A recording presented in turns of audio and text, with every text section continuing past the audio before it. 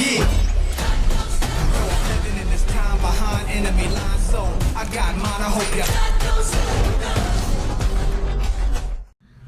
ya. Good morning from the Batcave. It is Saturday, February 24th, 2024, and I want to take a break from the Christendom series before I get started on Leviticus, and I want to talk a little bit about eschatology.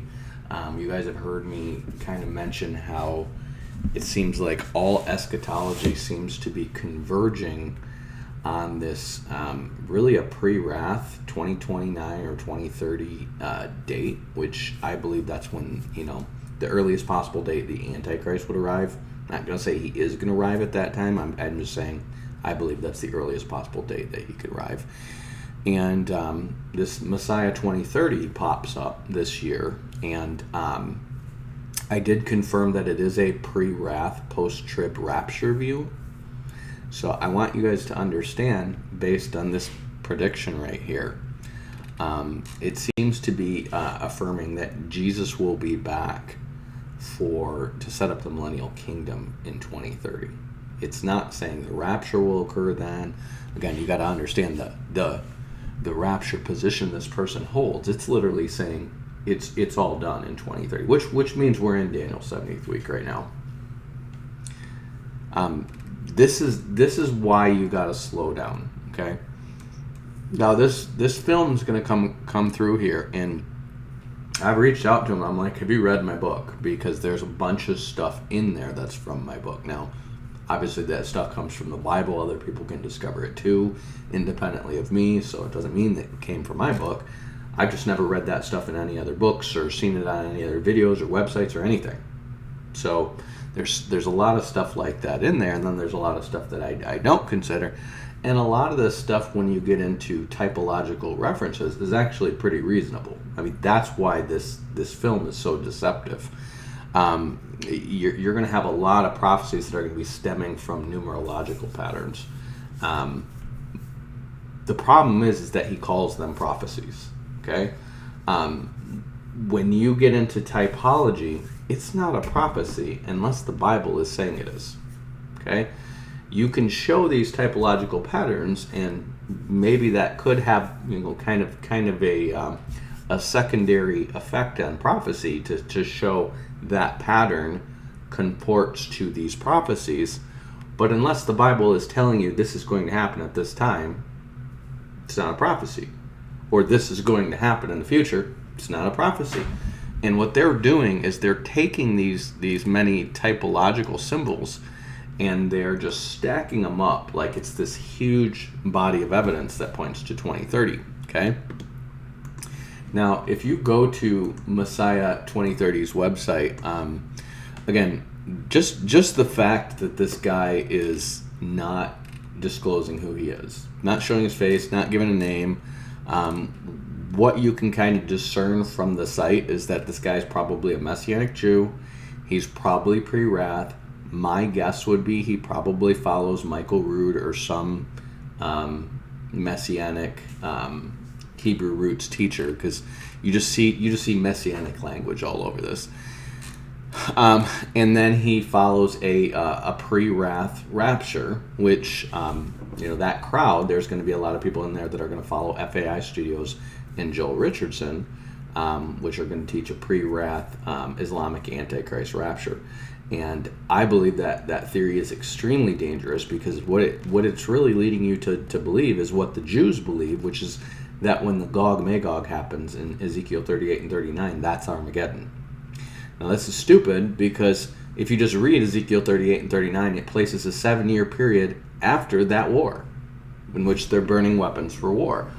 And never mentions any of the events from Daniel's 70th week. Never mentions anything about the temple, the abomination of desolation, this Antichrist, this guy who's claiming to be God. And Joel Richardson is going to be the first and only person in all of church history that comes up with the idea that the Antichrist is an Islamic invader of Israel, rather than somebody who seduces Israel trying to claim that he's a Messiah. And he's actually going to teach people that it's anti-Semitic and satanic to think that the Antichrist is going to be received by the Jews. That's what the entire early church believed, based on the prophecies, based on Jesus telling them that another will come in his own name and they'll receive him. It's John 5. And Joel Richardson, I don't know what his real motivations are. I just know he just pops up out of nowhere after 9/11 with this Islamic Antichrist theory. Sounds like he came from the Kansas City area. It sounds like he knew the people at IHOP. And he seems like he was educated, based on stuff I've heard him say. It seems like he was educated at a school by a guy who was kind of like a charismatic Calvinist. And he comes up with the Islamic Antichrist theory, and it starts to be popularized by Glenn Beck after 9/11. Okay? So if you remember, after 9/11, Glenn Beck got really big into eschatology for a minute. And it was this eschatology. And for a while, Joel Richardson was referred to as Glenn Beck's prophet. Okay?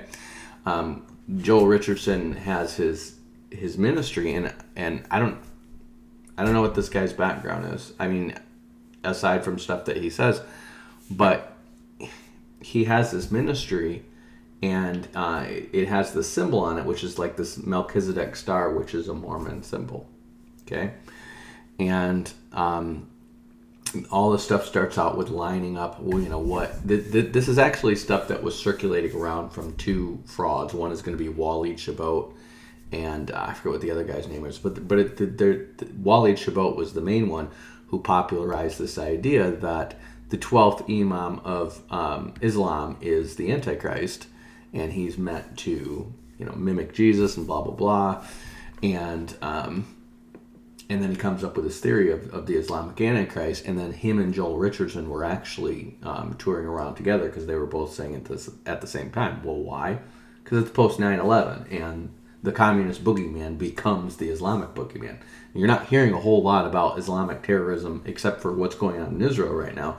You're not hearing about it as a big boogeyman because the U.S. isn't trying to take over any Islamic nations right now. So, we don't need to go liberate anyone from Islam apparently right now. The whole time we were doing this, of course, the heartland of Islamic fundamentalism and where it all comes from, Saudi Arabia, was a faithful ally. This is how dumb this is. Saudi Arabia was a faithful ally. We use their bases. We have bases all over these Arab countries where women are abused and raped, and Christianity is illegal and stuff like that. We're fine with that. But somehow we are going to platform this theory that the Antichrist is an Islamic invader of Israel because we want to spin that narrative right now. And these two guys would jump up to do it. Now, their biblical eschatology would be horrible. You'd actually find Joel Richardson actually reaching for, different, like the Septuagint and the Syriac Peshitta, to try to find alternatives, to try to prove that, this prophecy about Agag is Gog because he found an alternative translation somewhere. And then, this stuff about like how Jesus is the crushing one, and he's going to crush the head of the serpent, and he was known as the crushing one. And he just keeps making up all this stuff. But it ultimately boils down to his whole theory is basically this.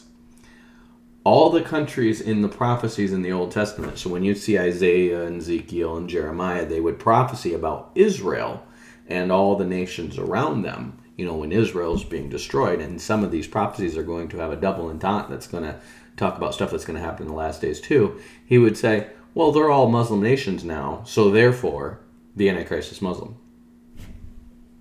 So reasons then. I mean, that's absurd because all those nations have Christians in them too, and that just says nothing. That says nothing about, he doesn't get into where the Bible says the Antichrist comes from.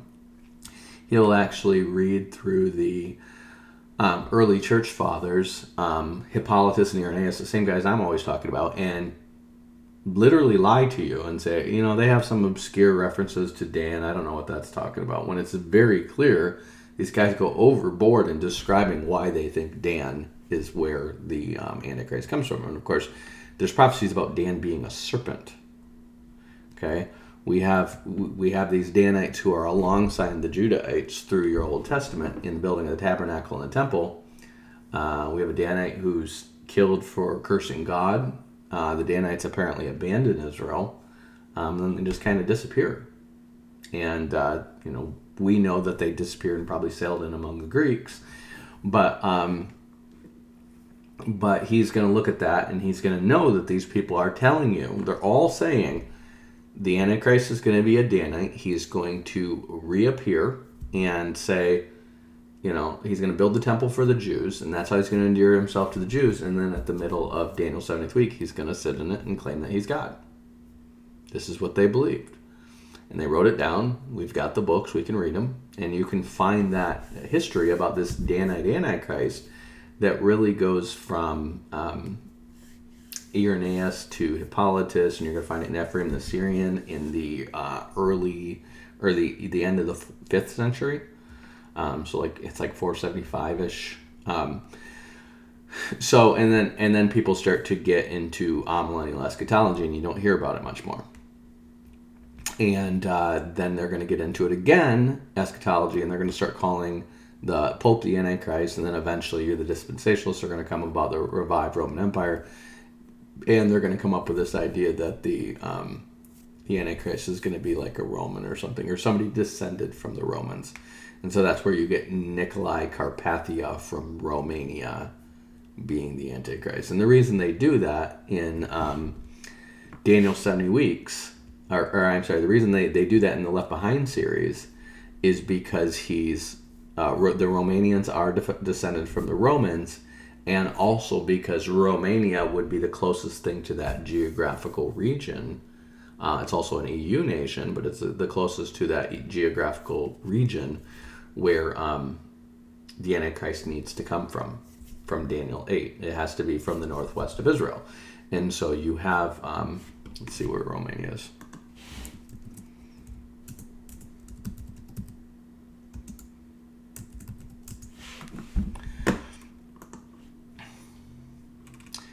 So you have Romania right here, and if you read these prophecies, you're going to see that the Antichrist has to come from the north and east of Israel, because he goes south, or northwest of Israel, because he goes south and east and toward the beautiful land, okay? Well, immediately northwest of Israel is going to be Turkey.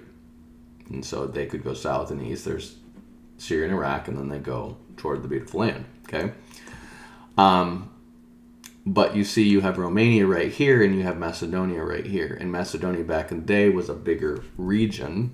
But really, it's going to say that he has to come from one of Alexander's 4 empires. Or, the 4 kingdoms that arose from Alexander's empires. And from the northeast of Israel. So it has to be, just so happens you had Antiochus is going to control all this at one point in time. Antioch is going to be a capital of his. I think he has a capital at Babylon as well, and then you have I think it's Lysimachus. It's one of these guys has a kingdom that is based around Pergamum, and then you're going to have one that basically has Macedonia and Greece. Okay, I think that's Cassander, and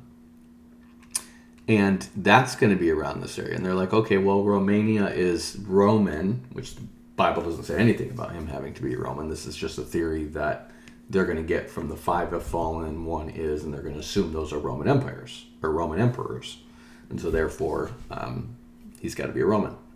Okay, whatever. And the reality is the Bible's like, no, he has to come from this region, and it just so happens Macedonia is just north of Greece, where the Danites all mingled in. So if he came from this region, that would make sense. Just so happened the Danites probably mingled in all over here because these Greeks traded back and forth between all these cities all over the place. So somebody who could be descended from a Danite could very well be here, because you literally have into the 20th century, they tried to give all this to Greece because these are Greek city-states here. And it's predominantly Turkish, but there's minority Greek groups all around here, and the people that we call Greeks were originally called by Herodotus the Danoi. Why? Because Greek doesn't etymologically link to the descendants of Javan. I don't really know the root word for Greek or where that came from, but if you read Herodotus or what's the other one? I think Homer. I think Homer calls that's the earliest writing we have of the Greeks, and he calls the Greeks Danoi. Well, why? Well, because the Danites probably formed this Peloponnesian League. They probably were the Spartans, possibly the Argives. I believe Samson was Hercules. I believe it's the same person. I believe he just comes and does a bunch of stuff here, and then he comes back here because there's 20 years missing in Samson's story in the Bible. And I believe during that time he sails with the Danites and he has all kinds of fighting and adventures here, probably fathers some people here, and then he comes back here and falls in love with Jezebel. He's just this crazy guy with super strength, and he's likes to pick fights, and that just happens to be where the Philistines are from right here. And in that time, it seems like the Philistines get overthrown from Crete, which they're an Egyptian tribe, and then all of a sudden you have the Peloponnesian League pop up, and you have the Sea Peoples and everything being destabilized around here, and then you have this Peloponnesian League, and these all of a sudden you basically have this confederacy that becomes essentially what we would call today Greece. And so there's these people who are seafaring and they're trading and then they're fighting and they're having wars, and a generation later you're going to have these guys destroy Troy. And you have records in the early church fathers that the guy who destroys Troy, Agamemnon, actually comes to Tyre and visits the same king of Tyre who helped Solomon build the temple. This is a small world back then. I mean, you have the Danites sailing all around here. This idea of just being able to take boats and sail up and down here, or even sail the high seas in the Mediterranean, is a little rougher. This has been going on for thousands of years. So anyways, you've got Danites all up in here. And it just so happens that you can read in the Epistle of Barnabas where this apparently comes from Jesus himself. In the Epistle of Barnabas, he says that the same legions that are going to, he says the same people who are going to destroy the temple, because remember Jesus has been telling them the temple's going to be destroyed. He says the same people that are going to destroy it will rebuild it. Okay? And it so happens that the actual legions that destroyed the temple come from Pergamum right here and Macedonia right here. So basically, literally anywhere in this region, Western Turkey to Macedonia, is where the Antichrist could come from, as well as the legions who destroyed the temple. Okay, so in modern times, I mean, yes, could the Antichrist be a Macedonian? Yes, but more likely he's Greek or Turkish, and very more likely Turkey, because Turkey is about the only country that the Muslims would suffer taking over the Middle East, and being kind of a middle ground between Iran and Saudi Arabia, which are really, the Saudi Arabians are really the liberal Muslims, and Iran is the conservative Muslims, and Turkey's kind of in the middle, and they're kind of part of the EU. They're the best person to be this middle ground. They're also the second largest army in NATO, so that's why I think he comes from Turkey. Okay, but it's still just theory. It's still just guess. But the point is could he be a Muslim? He could be a professing Muslim. But there's nothing in the prophecies that suggests he takes over Israel by force. Nothing whatsoever. He sits in the temple of God and he claims that he's God. He seems to be helping Israel. And then this theory is going to pop up, and it looks like that's what Messiah 2030 is building on. Because I found, this is their website here, and if you go to their community section, you've got 59,000 subscribers now. And a month ago, people were asking questions.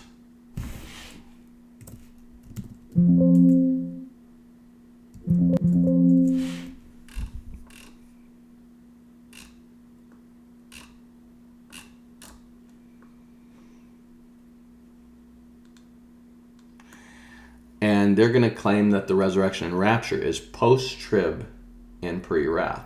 Okay? So it says, let's just read what he says here.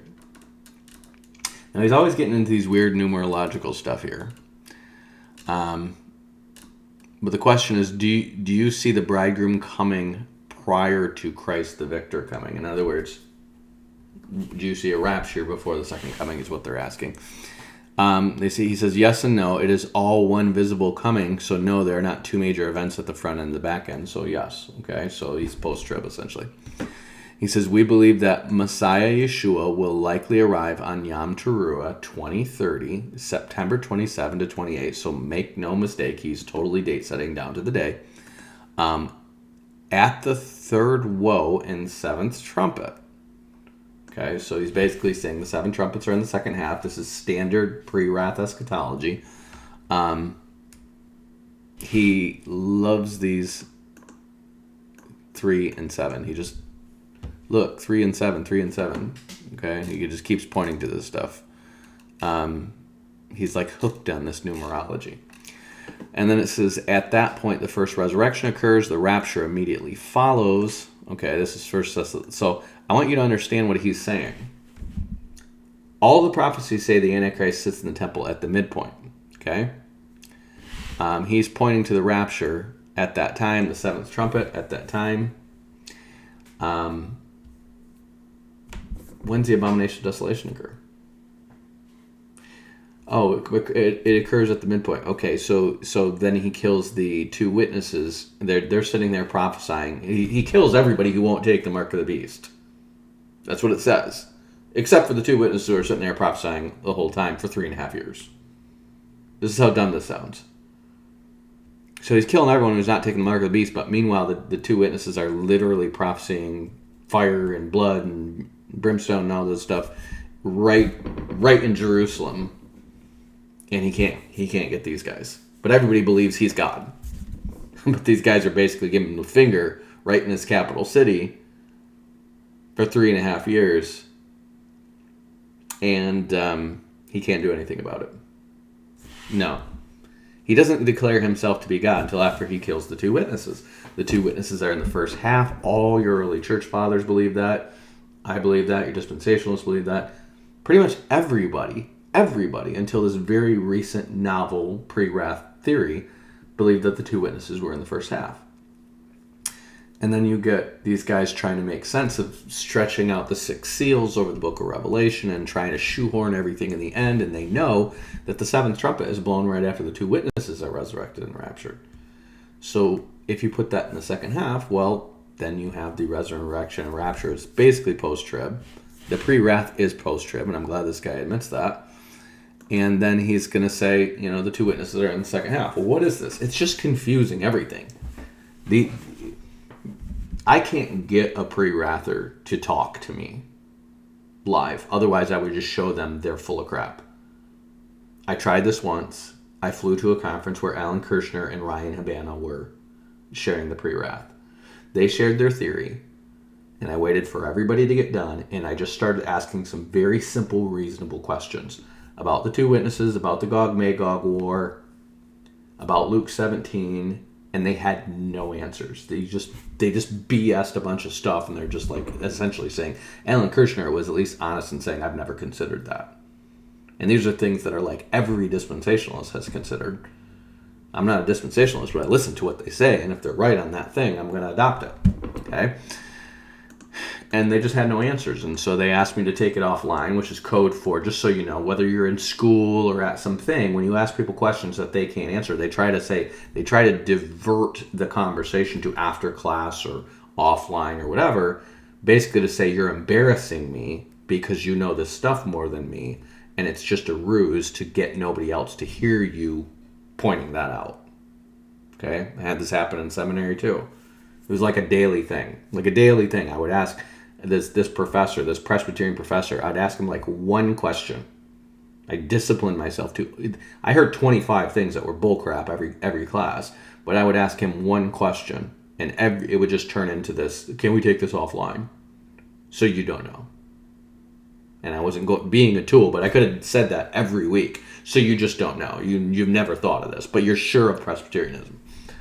And it's just, it's false doctrine. It's just false doctrine. And false doctrine doesn't stand up to good, simple, reasonable questions. Okay?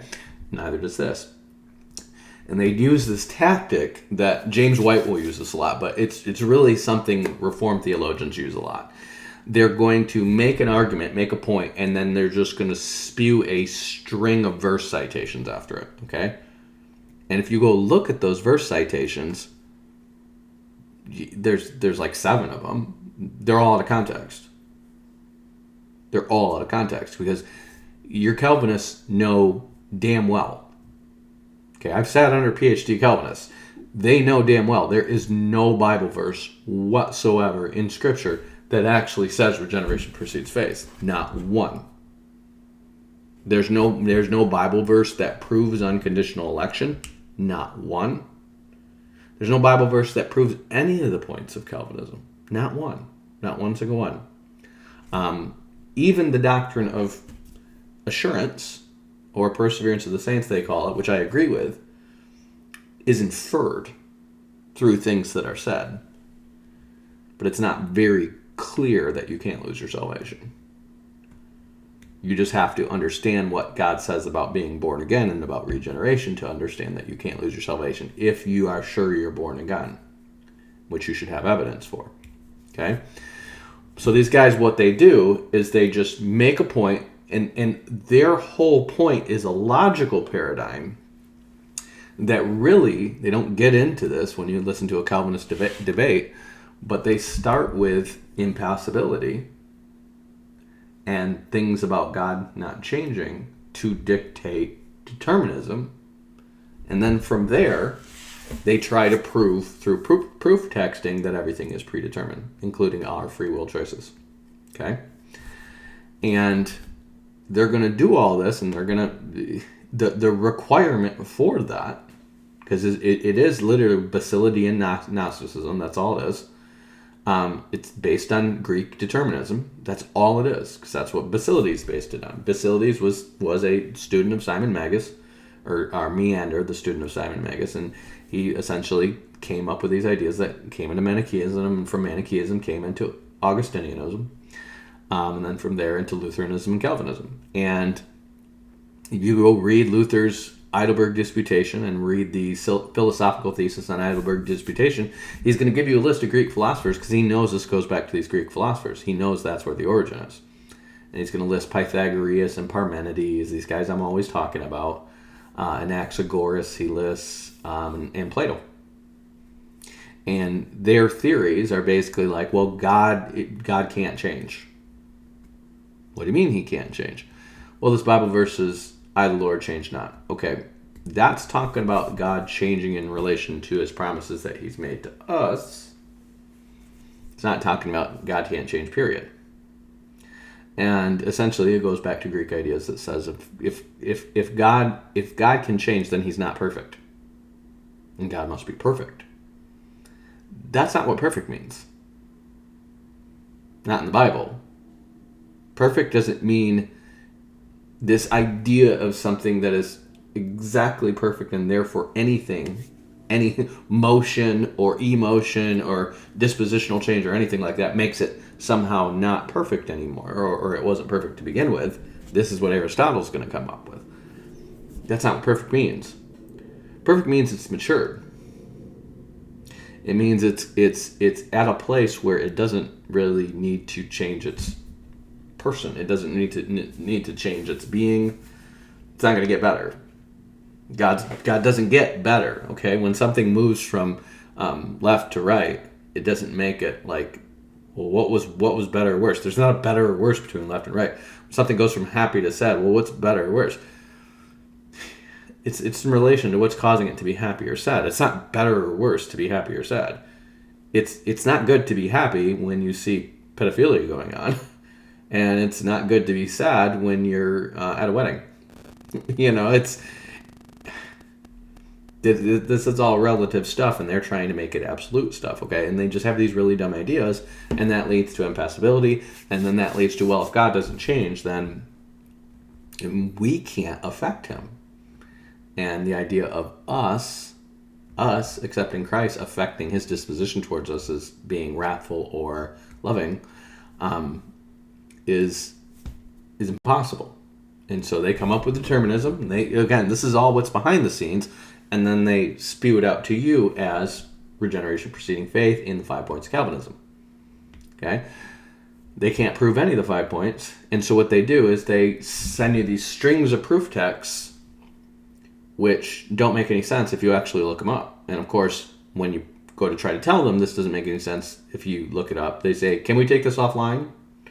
Because they just want to get the dumb people to be the next generation of pastors and toe their party line, and that's why they take over the seminaries, and they don't allow critical thinking in the seminaries. They don't want critical thinking in the seminaries. If you want critical thinking in the seminaries, you have to go to a liberal seminary where they allow critical thinking, where they're fine with you coming up with an idea that's outside of the box or even heretical. You just have to document your reasons for it better. Okay? And you're going to have a lot of bad ideas there, but at least you can think biblically, and you don't have a cult that's taken over the seminary. Okay? Calvinism is a cult, and it's taken over most of the conservative seminaries in America. Okay? Now, all that is to say this. This guy's going to do the exact same thing, only he does it with all these typologic proof texts, okay? So I want you to understand what this guy believes. He says, we believe the Messiah Yeshua is likely to arrive on Yom Teruah, the Feast of Trumpets, 2030, September 27 and 28, 2030. That's very specific. This is hardcore date setting. He is saying not only is the rapture going to be then, but the rapture at the end of Daniel's 70th weeks will be then. Which means that puts us in Daniel's 70th week right now. Well, we're going into World War III right now. We definitely have a lot of deception going on. And remember, these people stretched the 6 seals over Daniel's 70th week. And so what they're going to get you to do, remember I told you the 6 seals, and I will debate anyone on this. There's no evidence whatsoever that the 6 seals go in Daniel's 70th week. They're before it. And they end with the Gog-Magog war, and then that is followed immediately by a 7-year period, according to Ezekiel 39. This is what we know. This is what Scripture tells us. I can't get anyone to have me on their program or debate me on this or dialogue with me on this because the pre-wrath theory is just a new cult that's taking over futurist eschatology. We're in the last days of apostasy, and so anything but the truth is going to prevail. Okay? And so what you have here is you have this theory that puts us in Daniel's 70th week right now, which means we should be seeing major signs, or we should have all kinds of crazy deception and war and stuff breaking out. Well, there's going to be something similar, which is going to be the Gog-Magog war. And there's going to be the seals happening. And they stretch the seals out over Daniel's 70th week, and then they just shoehorn the trumpets and bowls and all that stuff at the end. Okay? And so he says that's when that's going to occur. And then he says the day of judgments of the nations and the last day of repentance is Yom Kippur. Yom Kippur is 10 days later. 10 days later, after the 7th trumpet. Okay? So what he's suggesting is that all the bowls last just 10 days.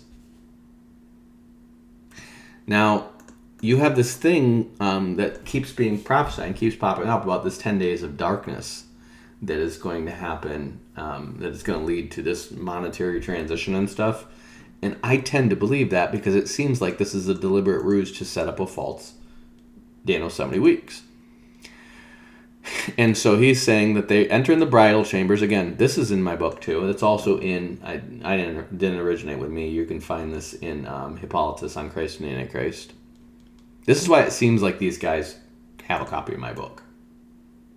I can't get him to respond to me at all. And my comments are hidden.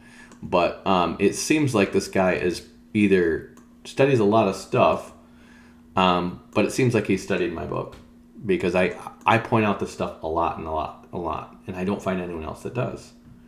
Or he's studied some of the early church fathers, and he's just merging this together and getting into his own stuff. But it says the day of judgment of the nations. Okay, so that's on Yom Kippur. And then he says, note the 3-7 connections for the 3rd and 7th day. This is a thematic timestamp that should be very familiar at this point. He's going to keep pointing to this is on the 3rd day, and this is on the 7th day. This is on the 3rd day, this is on the 7th day. And he's going to try to keep you thinking that like that dictates something. It doesn't. There's no prophecy that says this. This is just a typological pattern that he's picked up on, and he's like the number 24. I don't know if you ever see that movie with Jim Carrey and the number 24, and he obsesses about it, okay? So he keeps looking for 3rd and 7, and then he's biasing that towards, oh, this is a 3-day feast, and that's a 7-day feast, 3-7, 3-7, 3-7, 3-7, and he keeps seeing it wherever he goes.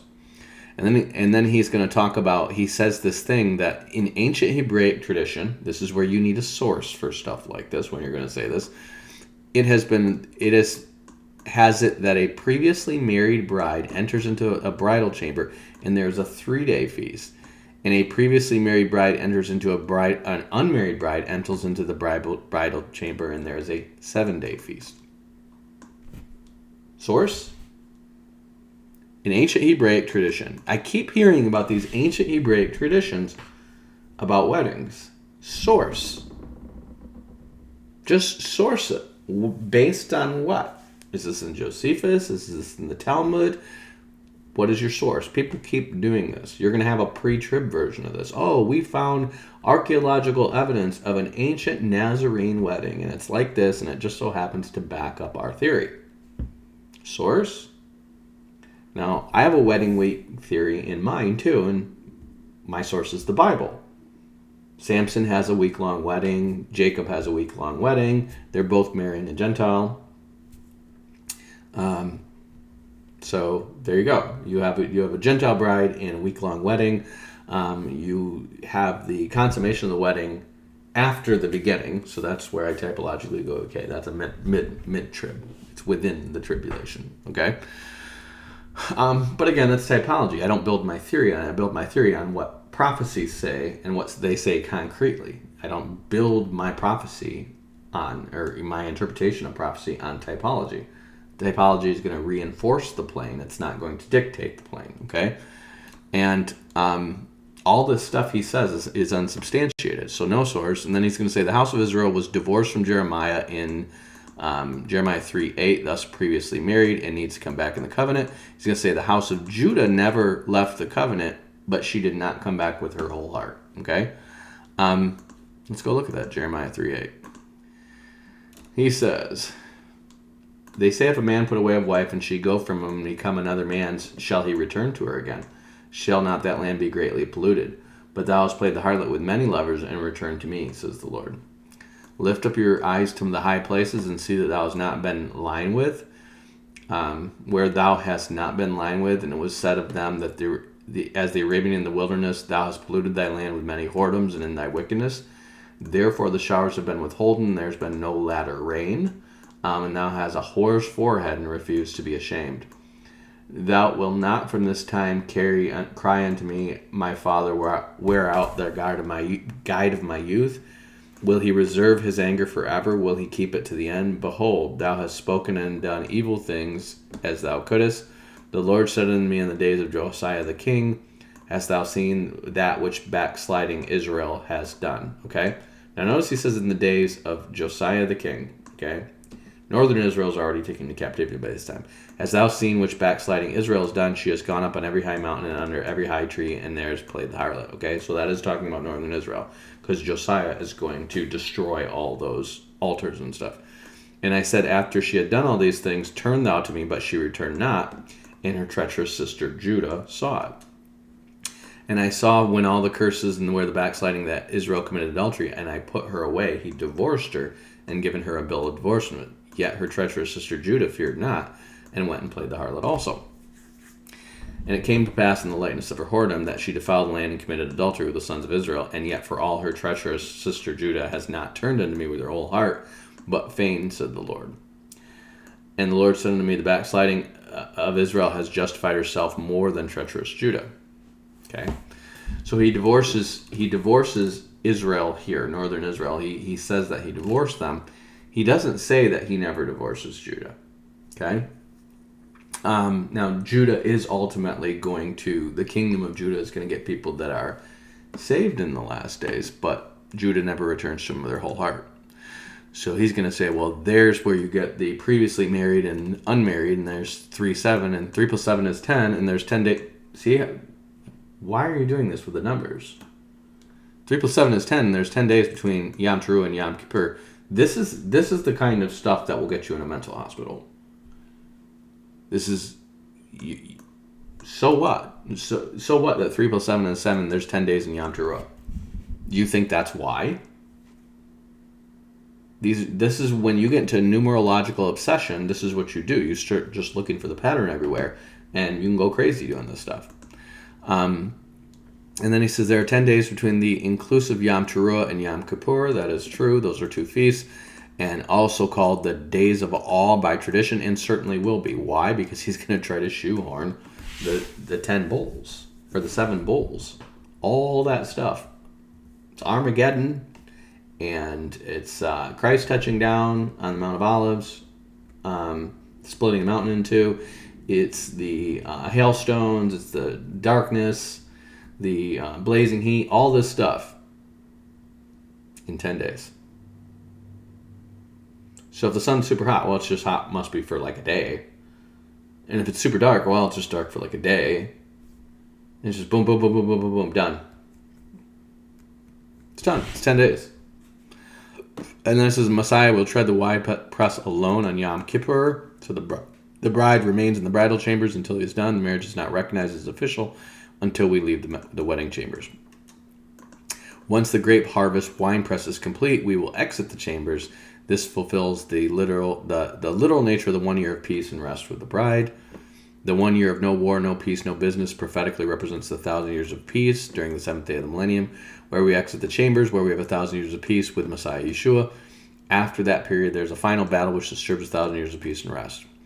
So most of this stuff I would agree with, okay? But none of this stuff ties into his date setting, okay? The second resurrection occurs on the 8th day. The New Jerusalem comes down, where we enter a type of Noah's Ark. I teach that too.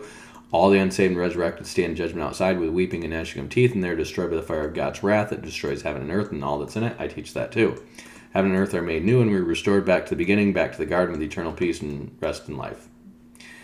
Thus, there is the 10-day period of his second coming that consists of the rapture, resurrection on the front end, the completion of the bowls of wrath, the day of judgment and wine press, the nations on the back end, and this is why the first resurrection and rapture is post-trib and pre-wrath. Okay? So it's post-trib and pre-wrath, and he is saying that is in September of 2030. That's when he's coming. Well, maybe it starts this September then. 24, 25, 26, 27, 28, 29, 30. So this September would start Daniel's 70th week. So I'm mistaken. We're not in Daniel's 70th week right now. It starts in September. Well, it's very likely that World War III is going to break out by then, or something crazy is going to go on. Of course, after September, we're going to have probably like the deception, some kind of crazy deception happens related to the election. Trump's going to, if Trump could take office shortly after that, this is going to go very well with the idea that Trump is the Antichrist. Okay? And you're going to have World War III breaking out. Like I said, I've had a dream that Trump dies of natural causes, but we'll see. We'll see what happens. And if you're spitting the yarn that Trump is the Antichrist, this works very well with that. And then when Trump and America and all that stuff fall at the end of 2029, 2030 in a nuclear war, well, then when the real Antichrist shows up, well, that's right on time for when they expect Jesus to get here. And you're going to have these 10 days of darkness and the satellites probably knocked out. Remember, sun turned into darkness, moon turned into blood, all the earth shaking. Could happen at that time. And then the Antichrist shows up. Well, where was the rapture? Oh, it happened, you just missed it. Well, according to him, the rapture only lasts for 10 days. Think about that.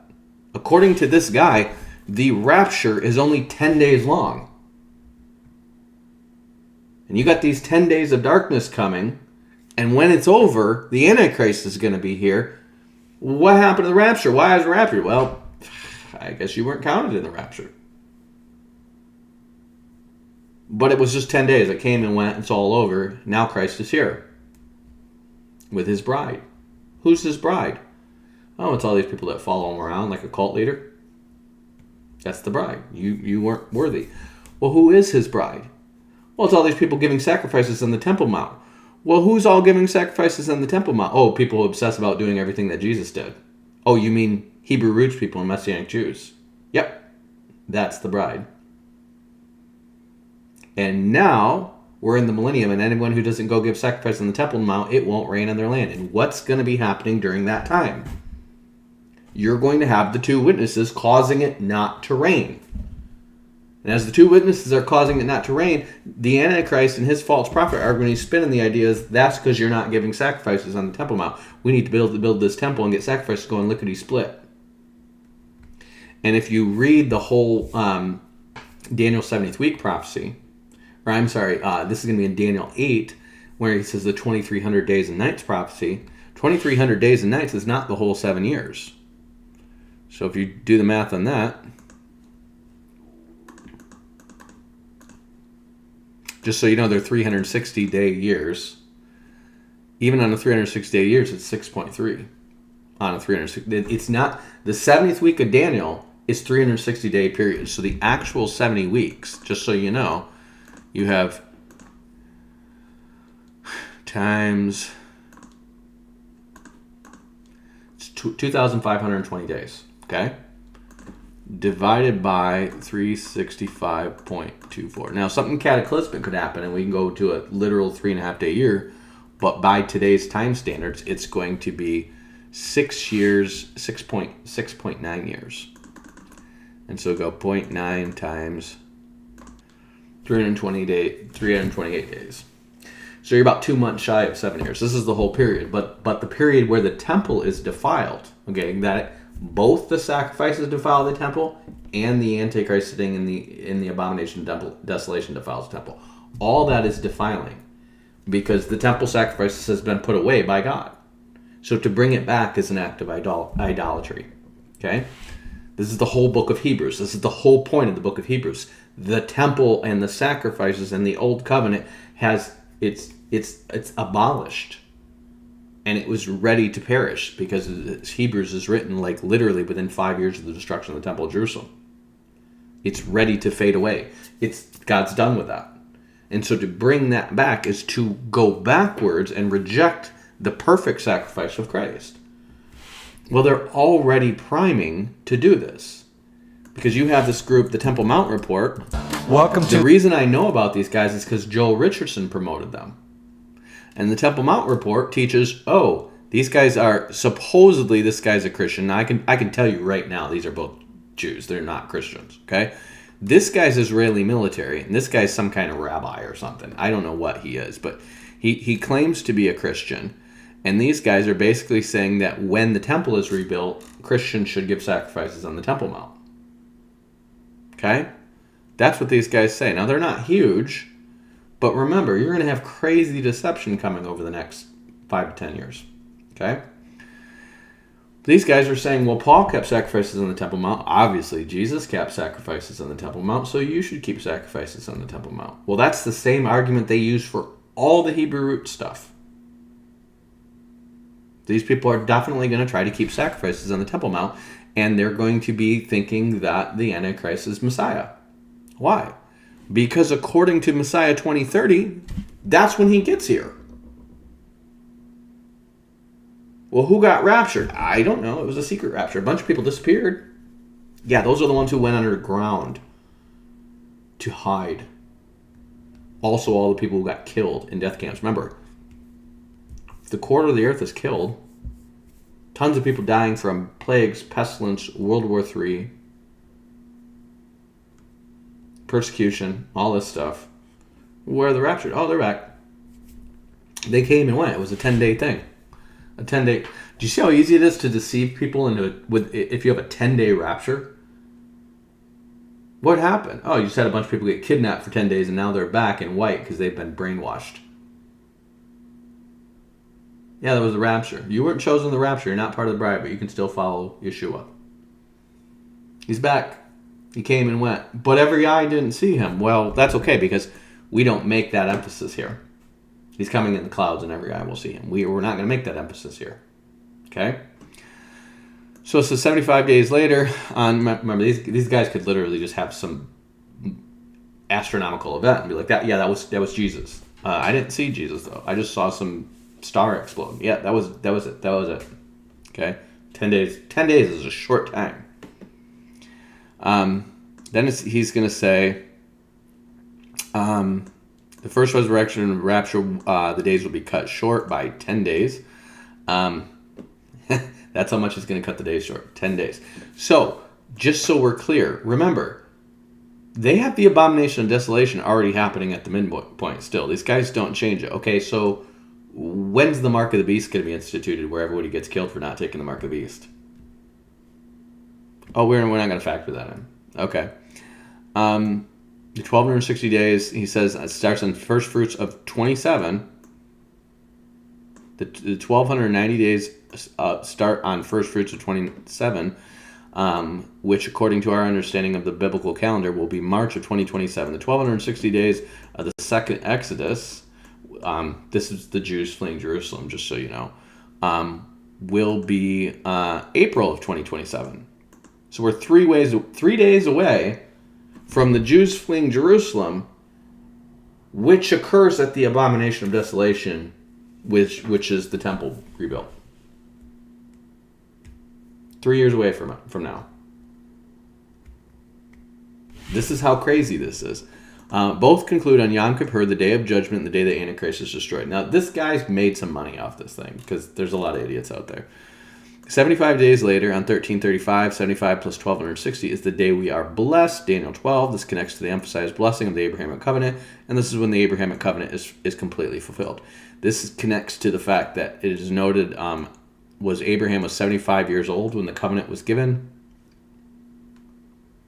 Wait a minute. 75 days later in 1335 connects to Abraham being 75 years old when the covenant was given? Why? Because it's a number that is the same, so therefore it's connected. And this also connects numerically as well as thematically. This also lands directly on the first day of Hanukkah. Hanukkah is not a scriptural holiday. It's not ordained by God. It was created by men. Which is the day that the millennial temple will begin the 8-day dedication. 75 days later, they're saying 75 days after April 27? Wait. April 27, because on Yom Kippur, the day of judgment, that's when the Antichrist is destroyed? This is convoluted. He's saying the Antichrist will be destroyed 3 years from now. 3 years from now, the Antichrist is going to be destroyed. On Yom Kippur, 75 days later, it says, is when we are blessed. This connects to the emphasizing of blah, blah, blah. It connects to the fact that it also connects numerically and thematically. This is, which is the day that the millennial temple will begin the 8-day dedication period in the land, fulfilling the Abrahamic covenant with the nations. 75 days later, after April 2027, apparently. So in this way, Messiah Yeshua not only literally keeps the 1 year of peace and rest according to the Torah, but prophetically as well as the 1,000-year reign. These things and so much more will be the subject of the prophetic messianic micro-timeline of the first coming in part 3 and the second part in part 4, okay? So this is what he's saying. Remember, this guy is monetizing the crap out of this. This is just confusion. You can have all this stuff and you're like, where's Daniel's 70th week? What happens first? Because are you saying, here he's saying the Antichrist just destroyed in 2027? And he's saying that the rapture is going to happen in 2030 for 10 days, and Christ is going to be back, reigning. The millennium starts in 2030. 7 years from now, the millennium starts. There's a lot of prophetic stuff that needs to happen in the next 7 years. Are you sure? So now, he posts this other thing. Because I've been asking questions like, where's your freaking timeline? Do your math. Show me. Show me Daniel's 70 weeks from the starting point that is prophesied in Daniel, and show me that. He doesn't do that. How do you get to 30 CE, the death of the Messiah in the first place? He doesn't do that. And so then he says, this may be helpful for those who wish to better understand how 30 CE is the only possible year for the death and resurrection of Messiah, based on the Messiah 23, the prophetic messianic Timeline presentations 1, 2, and 3. Okay? 30 CE is the only year which all the prophecies and historical witnesses can agree. Any other year produces irreconcilable conflicts. Well, that sounds pretty airtight. Well, what are all the prophecies and historical witnesses? Well, that's all his crazy typology. The actual prophecies, and I'll give you a hint, there's only one, and this is Daniel's 70-week prophecy. That's the only prophecy that tells you when Messiah is going to be cut off. He doesn't get into it. He ignores the only prophecy that tells you when the Messiah will become off, and it gives you a starting point and tells you how long it's going to be. Okay? Now, I've done that in other videos. I'll do that here in a minute. But he's going to say every other historical witness is going to produce irreconcilable conflicts. Irreconcilable. Well, I got to see this list then. And here's the list. And he just gives you the span of dates that have been historically argued over of when Christ died. And just so you know, these dates are going to be produced from a variety of different sources for a variety of different reasons. There's a reason why you have such a range around the birth and death and resurrection of Christ, and that's because these are really important dates to God in terms of his prophecies that he's given. Okay? Now, the birth of Christ is not really prophesied. The date is not prophesied anywhere. You can argue typologically. Bishop Hislop is going to...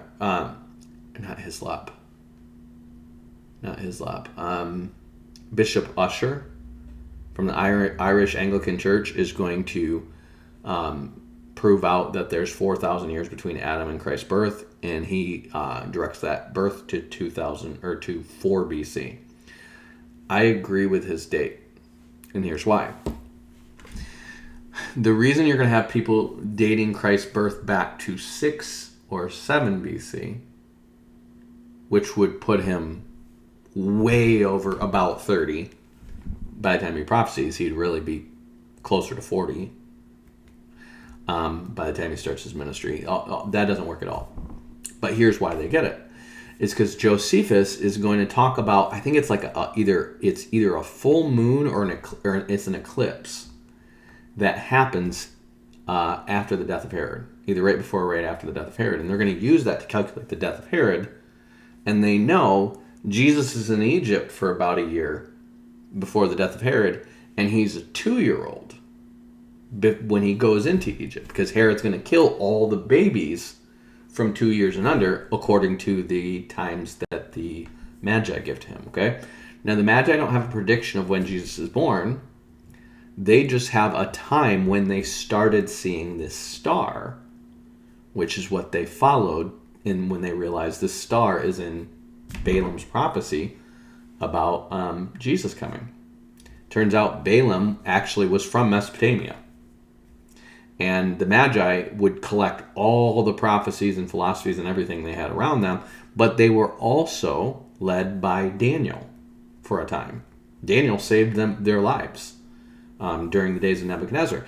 And so they studied the Bible too. And the Magi see this star appearing, and there's a prophecy in Numbers about a star appearing representing the King of the Jews. And so they show up and say, "Where's the King of the Jews? We've been seeing this star for 2 years, and that's why we're here." And Herod very carefully questions them and figures out, okay, 2 years ago, so he kills all the kids from 2 years and under. This is going to be in Matthew. Okay? And so from there, they say, well, okay, well, you have to have 2 years, about a year in Egypt, and so therefore this eclipse, which is in 4 BC, pushes us back to 6 or 7 BC. That's when Jesus would have to be born. And so because you have them saying he's about 30, okay, he has to be under 35. Because once you get over 35, they would be about 40. You draw a circle around the number, 10 years before, 10 years after, or 5 years before, 5 years after. And that's, if you're going by decades, you wouldn't say about 30 if he's 37. You'd say about 40. If he's 42, you'd say about 40.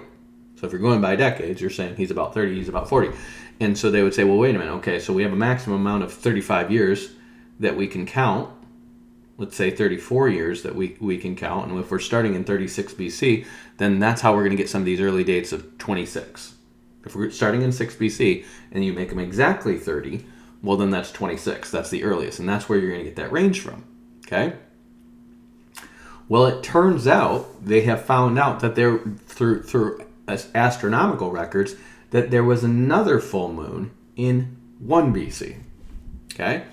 And that's where people go, oh, 1 BC would actually take us to, if you go 3 years back from that, that's 4 BC.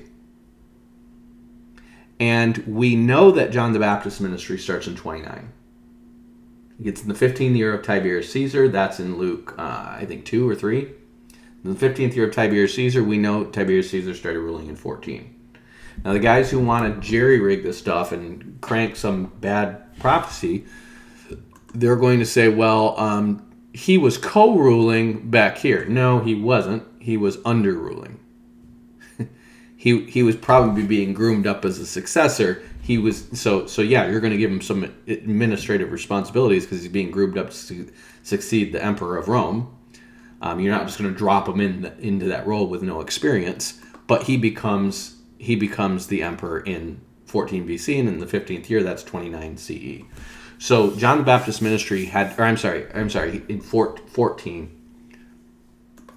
and it's basically between 28 and 29. It's the fall of 28 that he becomes Caesar, and John's ministry starts in the 15th year of his reign, which means it has to be the absolute earliest has to be the fall of 28 to sometime in 29. That's the first year, the fall of 28 to the fall of 29. Okay.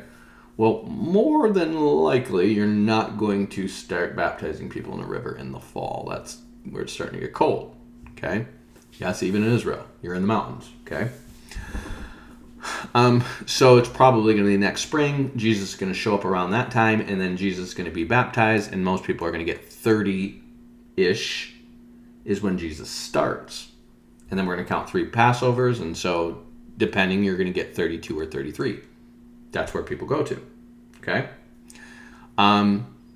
That's where they get that date from, 33, okay? The only way you get 30 is if you have Jesus going back. Remember, there's 3 Passovers. Starting in 27, you have Jesus' ministry start before John the Baptist's ministry starts. And so that's where they're going to say, well, Tiberius Caesar was co-ruling, and that's when they really mean is when he started co-ruling. No, it doesn't. No calculation of a king is going to start before but the former king is dead, and he's now ruling. Nowhere in history, no historical accounting in all the world is going to count that way. They're always going to count when it's official, this guy's the new king. You don't count when somebody started being the vice president for when they start being the president. Well, they were vice president. Well, Joe Biden was technically ruling from Obama's presidency because he was vice president back then. No, that's not how this works. We know when you say the first year of Joe Biden's presidency, you don't start when he was vice president. It's the first year of his presidency. And they've always counted it that way, okay? Always, always, always, without fail, across the world, every dominion everywhere, okay? So we know unequivocally that John the Baptist's birthday, or John the Baptist's ministry, is going to start 28 to 29 CE, which means Christ's ministry, 3 Passovers after that, the absolute earliest, if you squeeze everything back to the absolute earliest possible moment, you can get 31 CE. You can't get 30 CE. Okay? This guy doesn't care about that. He's not factoring that in. Okay? What he's going to do is he's going to create this chart and say, see all the green and notice all the red? This is why all these other ones can't work. All these prophecies can't work. So let's go look at all these prophecies that he says can't work. Okay? Again, Messiah 2030 is not just a sham. It's setting you up to worship the Antichrist. Okay? This is why I'm picking the crap out of this. This is an anonymous dude who pops out of nowhere, gets 60,000 followers, starts monetizing, and I'm telling you, this is pointing you to when, more than likely, when the Antichrist will come. It's definitely not pointing you to when Christ will come. It's absurdly off. Okay? But you have messianics. Remember, All this stuff is lining up with Joel Richardson. It's lining up with FAI Studios. It's lining up with the Pre-Wrath. It's lining up with Messianic Judaism. This following is going to keep growing because we're going to go into World War III. And the eschatological speculation is going to go through the roof, and a lot of people are going to be watching this. They're going to be watching my channel. My boring little channel with my boring little book that just gives you the prophecies simply. They're not going to watch that. This has a lot of graphics and a lot of BS in it. We like BS, okay? We love to be deceived. The creation prophecy, okay? There's no creation prophecy. The 7 days, you'll see me do a video on that. The 7 days, the 7,000 years thing. That's not a prophecy. It's a typology. It's not a prophecy. You could say, well, it's a hidden prophecy. Well, maybe, but the Bible doesn't say it's prophecy, so it can't trump any prophecies. Okay? The Sabbath prophecy, blah, blah, blah. All these prophecies, the Hosea prophecy, that's the 2-day prophecy, okay? Just so you know, none of these prophecies, I've watched this video, dictate 30 CE. None of them do. Not remotely. This is circular reasoning. He's going to say, well, if Jesus was killed in 30 CE, you never proved that, then the Hosea prophecy about 2 days or 2,000 years has to take you to 2030. None of that. He's just going to make this chart and say all these, the death of Moses prophecy, the Jubilee prophecy, the Exodus prophecy, the 2,000 cubits prophecy, the Lazarus prophecy, the woman at the well prophecy. See, why do any of these prophecies dictate 30 CE? Reasons. The Jericho prophecy, the Jonah prophecy, the appearing on the seventh day prophecy, the land prophecy. Why do they dictate that? Reasons. The fig tree prophecy, 30 CE. Why? Reasons. This is his proof. This is when people are like, why do you have 30 CE? It doesn't make any sense. Reasons. The death of Herod in 4 BC. Now he's finally going to get into some stuff that is going to try to point you to 30 CE, okay? The death of Herod in 4 BC. Okay, remember I told you there's another eclipse in 1 BC, which makes more sense with Herod's reign. When you look at when he reigned, when his sons reigned, if Herod died in 4 BC, the Bible's not true. It's that simple. If Herod died in 4 BC, the Bible doesn't make sense. It just doesn't line up with history at all. Okay? Herod died in 1 BC. Jesus was born in 4 BC. So then it says Messiah is 30 years old at the ministry start, so therefore 26 CE. So remember I told you this thing was shoehorned in. Remember, that was a reasonable understanding until they found out there was another eclipse. But nobody in ancient times ever said Herod started ruling in 4 BC. Or the new Herod started ruling in 4 BC. That's not recorded anywhere. Okay? They're literally just going from Josephus talking about the eclipse the year Herod died, and that's what they're basing it on because they found out there's an eclipse in 4 BC. Then more recently, and I think this was like in the 1800s they found this out. Then this is in the 1800s. That's when you have preterism being invented. That's where you have Seventh-day Adventism being invented, and that's when you have dispensationalism being invented. Okay, so they're all basing it on this record because again, nobody knew how to go and calculate back astronomy back then. We didn't know how to model the stars out and go back in time and there's another eclipse back then. Now we have all computer modeling of this stuff. Okay, and when they went back, when they had this, the only record they had is of this eclipse in 4 BC that they found. And Josephus says that there was an eclipse when Herod died, so therefore there it is, 4 BC. Turns out there was one in 1 BC as well. Yeah, eclipses happen more than once. They happen periodically, okay?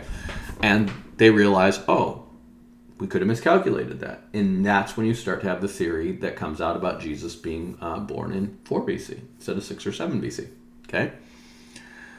Now it says Messiah was 30 years old at the ministry start. It does not say Messiah was 30 years old at the ministry start. It says he was about 30 years old at ministry start. That can be anywhere from 26 to 34.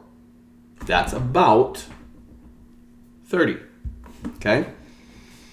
So they say, so therefore his ministry must have started in 26 CE. Wrong. That's 3 years before. That's 2 years before John the Baptist's ministry starts. You can't make this work. Luke 3:1, Tiberius Caesar, 15th year from the ministry start. Okay? Yeah, Okay, well, when does Tiberius's rule start? 28. Or I'm sorry, it starts in 14. 15 years is 28 or 29. Hold on, let's look this up.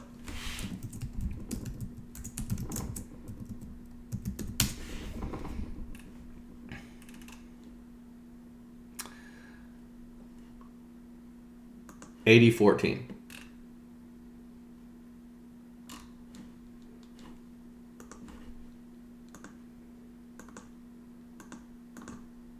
In the 15th year of the reign of Tiberius Caesar, AD 14, the 15th year, that's 29. So I'm sorry, it's not 28, it's 29 to 30 is when John's doing his baptism. So Christ is probably baptized in 30, possibly 31, okay?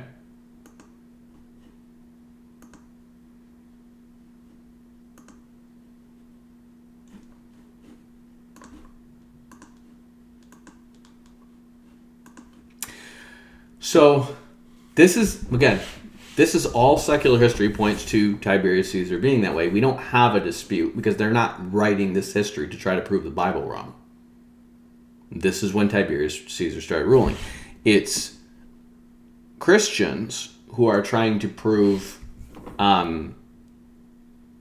Jesus' death being at a certain day because they were trying to prove I think it was Adventism.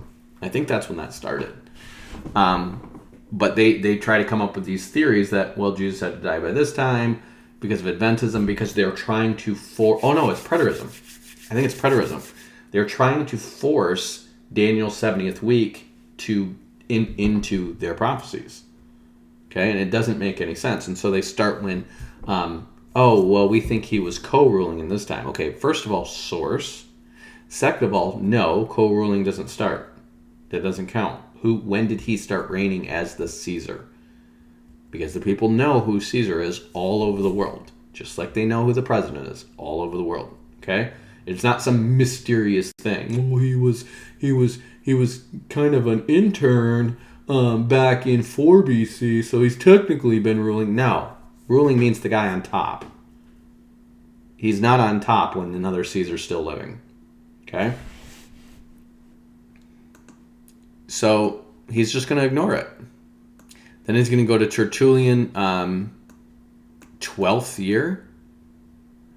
Tertullian tries to prove that Daniel's 70th weeks are fulfilled. Okay? Tertullian and Clement are both going to have two totally different formulas that try to prove that Daniel's 70th weeks are fulfilled. Why are they doing this? I don't know. Hippolytus, who is writing at the same time as Tertullian, he says, no, Daniel's 7th week is in the future. So all the debates that we have right now, I mean, the preterism, pre-wrath, I've shown you guys. Lactantius, who's going to be about 50 years after Tertullian, he is going to come up with a pre-wrath theory and say that the seals are stretched across and the trumpets and the bowls are just the same thing repeated. This is Lactantius, this is Victorinus. This is Victorinus of Patau, and he is going to be the guy who comes up with amillennialism, and he's going to be a student of Origen. He also comes up with the pre-wrath 6 seal theory. He's going to put the rapture at the 6 seals. Then you're going to have Lactantius is going to be kind of a middle ground. He's kind of all over the place, but his is going to be closer to like a mid-trib dispensational. Hippolytus is going to be a firm mid-trib dispensational, and Irenaeus is going to be a firm mid-trib dispensational.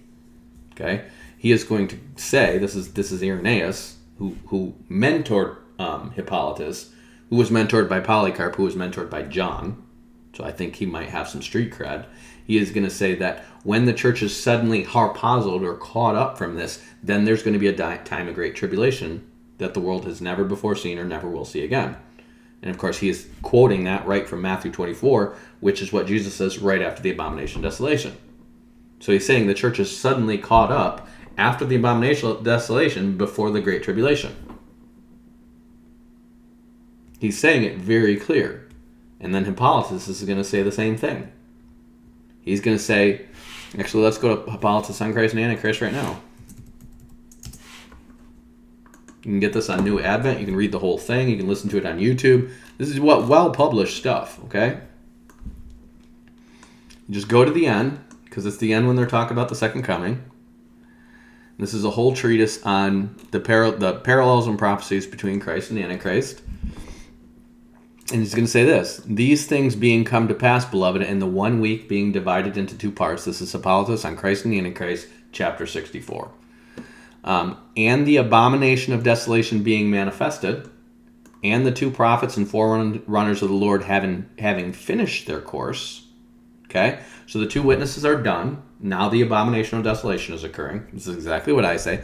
And then the whole world approaching the consummation. The consummation is another phrase for the outpouring of God's wrath. I will pour out this comes from Daniel. He's gonna pour out his wrath upon the desolate. So let's look that up right now.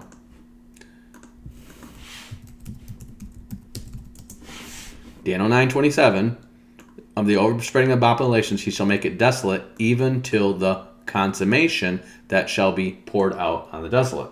Okay? This is what he's getting this from. So he's saying the whole world approaching the consummation. That's the pouring out of the bowls of wrath. That's in the second half. What remains but the coming of our Lord and Savior Jesus Christ from heaven. Okay? So he's saying after the abomination of desolation, before the consummation, so the pouring out, what remains but the coming of our Lord and Savior Jesus Christ for heaven, to whom all have looked for hope. So this is where Christ is going to appear in the sky. Okay? And he says, who shall bring the conflagration and just judgment upon all who have refused to believe in him? So he's bringing the conflagration as another word for the consummation. Okay? It's the outpouring of the bowls. Okay? Saying Christ will bring it. And so he says, for the Lord says, and when these things begin to come to pass, this is from Luke 21, lift up your heads, for your redemption draws near. Let's talk about the rapture. And there shall not a hair of your head perish, for as lightning comes out of the east and shines of the west, so shall the coming of the Son of Man be. That's in Luke 17 and Matthew 24. For wherever the carcass is, there the eagles will be gathered together. That's in Luke 17 and Matthew 24. Now the fall took place in paradise, for Adam fell there, and he says again, then the Son of Man shall send his angels, and they shall gather together his elect from the 4 winds of heaven. So he's comparing the fall of Adam to the catching up of the saints. Okay? He says, and David also announcing prophetically the judgment of the coming of the Lord, his going forth is to the end of heaven, and his circuit to the end of heaven, and there is no one hid from the heat thereof. By the heat means the conflagration. In other words, this is going to be the outpouring of wrath on the whole world. And Isaiah speaks, come thy people. This is the same Isaiah 26 that he's going to mention right here. The rapture, and then they enter the bridal chambers before the wrath. So he knows this, which means he's reading the same stuff I am, and yet he's ignoring their conclusion. He's ignoring their timing. Just like the pre-wrath guys. They read Hippolytus and Irenaeus, and they pick out what parts they like, and then they just throw away all their conclusions. Okay? On timing. Come, my people, enter into your chamber, shut the door, hide yourself, as it were, for a little moment, until the indignation of the Lord be overpassed. That's the 3.5 years we spend in the New Jerusalem while his wrath is being poured out. And Paul, in like manner, for the wrath of God is revealed from heaven against all ungodliness and unrighteousness in men who hold the truth of God in unrighteousness. When does Paul say this? That's 2 Thessalonians chapter 2, after the abomination of desolation. So he's saying this very, very clear. And this is when the resurrection happens too. Moreover, concerning the resurrection of the kingdom of saints, Daniel says, and many of them that sleep in the dust of the earth shall arise, some to everlasting life, and some to shame and contempt. When's that? Daniel 12 tells you it's at the midpoint. That's also when the 7th trumpet is blown, and he says at the midpoint, the time for judging the dead has come. That's this. Isaiah says, the dead man shall rise, and they that are in their tomb shall awake, for the dew from you is healing them. The Lord says, many in that day shall hear the voice of the Son of the God, and they shall live. The prophet says, awake that sleep, arise from the dead, and Christ will give you life. And John says, blessed and holy, that has part in the first resurrection, and as such the second death has no power. And the Lord says, then shall the righteousness shine forth as the sun shines in glory. That's Daniel 12. And to the saints, he says, come, you blessed of my Father, inherit the kingdom prepared for the foundation of the world. But what of the wicked? Depart from me, you cursed, into everlasting fire, prepared for the devil and his angels, which my Father has prepared. And John says, without are sorcerers, whoremongers, murderers, idolaters. And Isaiah says, they shall go forth, look upon the carcass of men that have transgressed against me. The worm shall not die. So he kind of skips over the millennium. Okay? Irenaeus is very clear about the millennium. Hippolytus is less clear. Okay? But we would assume he believed in the millennium because he is a student of Irenaeus. Concerning the resurrection of the righteous, Paul also speaks concerning thus in writing in Thessalonians, we shall not have you be ignorant concerning them that are asleep. Okay, and this is the resurrection of the rapture. Okay, he's saying this is this resurrection, and this happens. He's pointing you after the abomination desolation, after the two witnesses, before the conflagration or the outpouring of the wrath.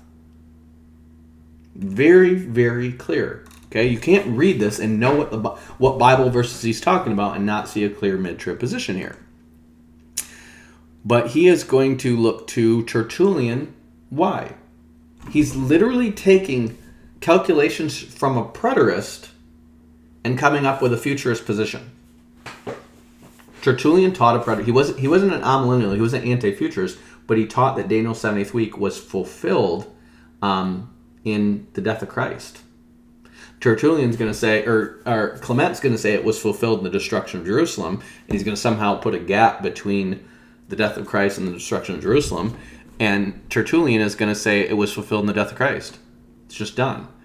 And so Tertullian's going to say, well, it starts in the 12th year of Tiberius Caesar. Why? The Bible says it starts in the 15th year. Because Tertullian is trying to shoehorn it in. That's why.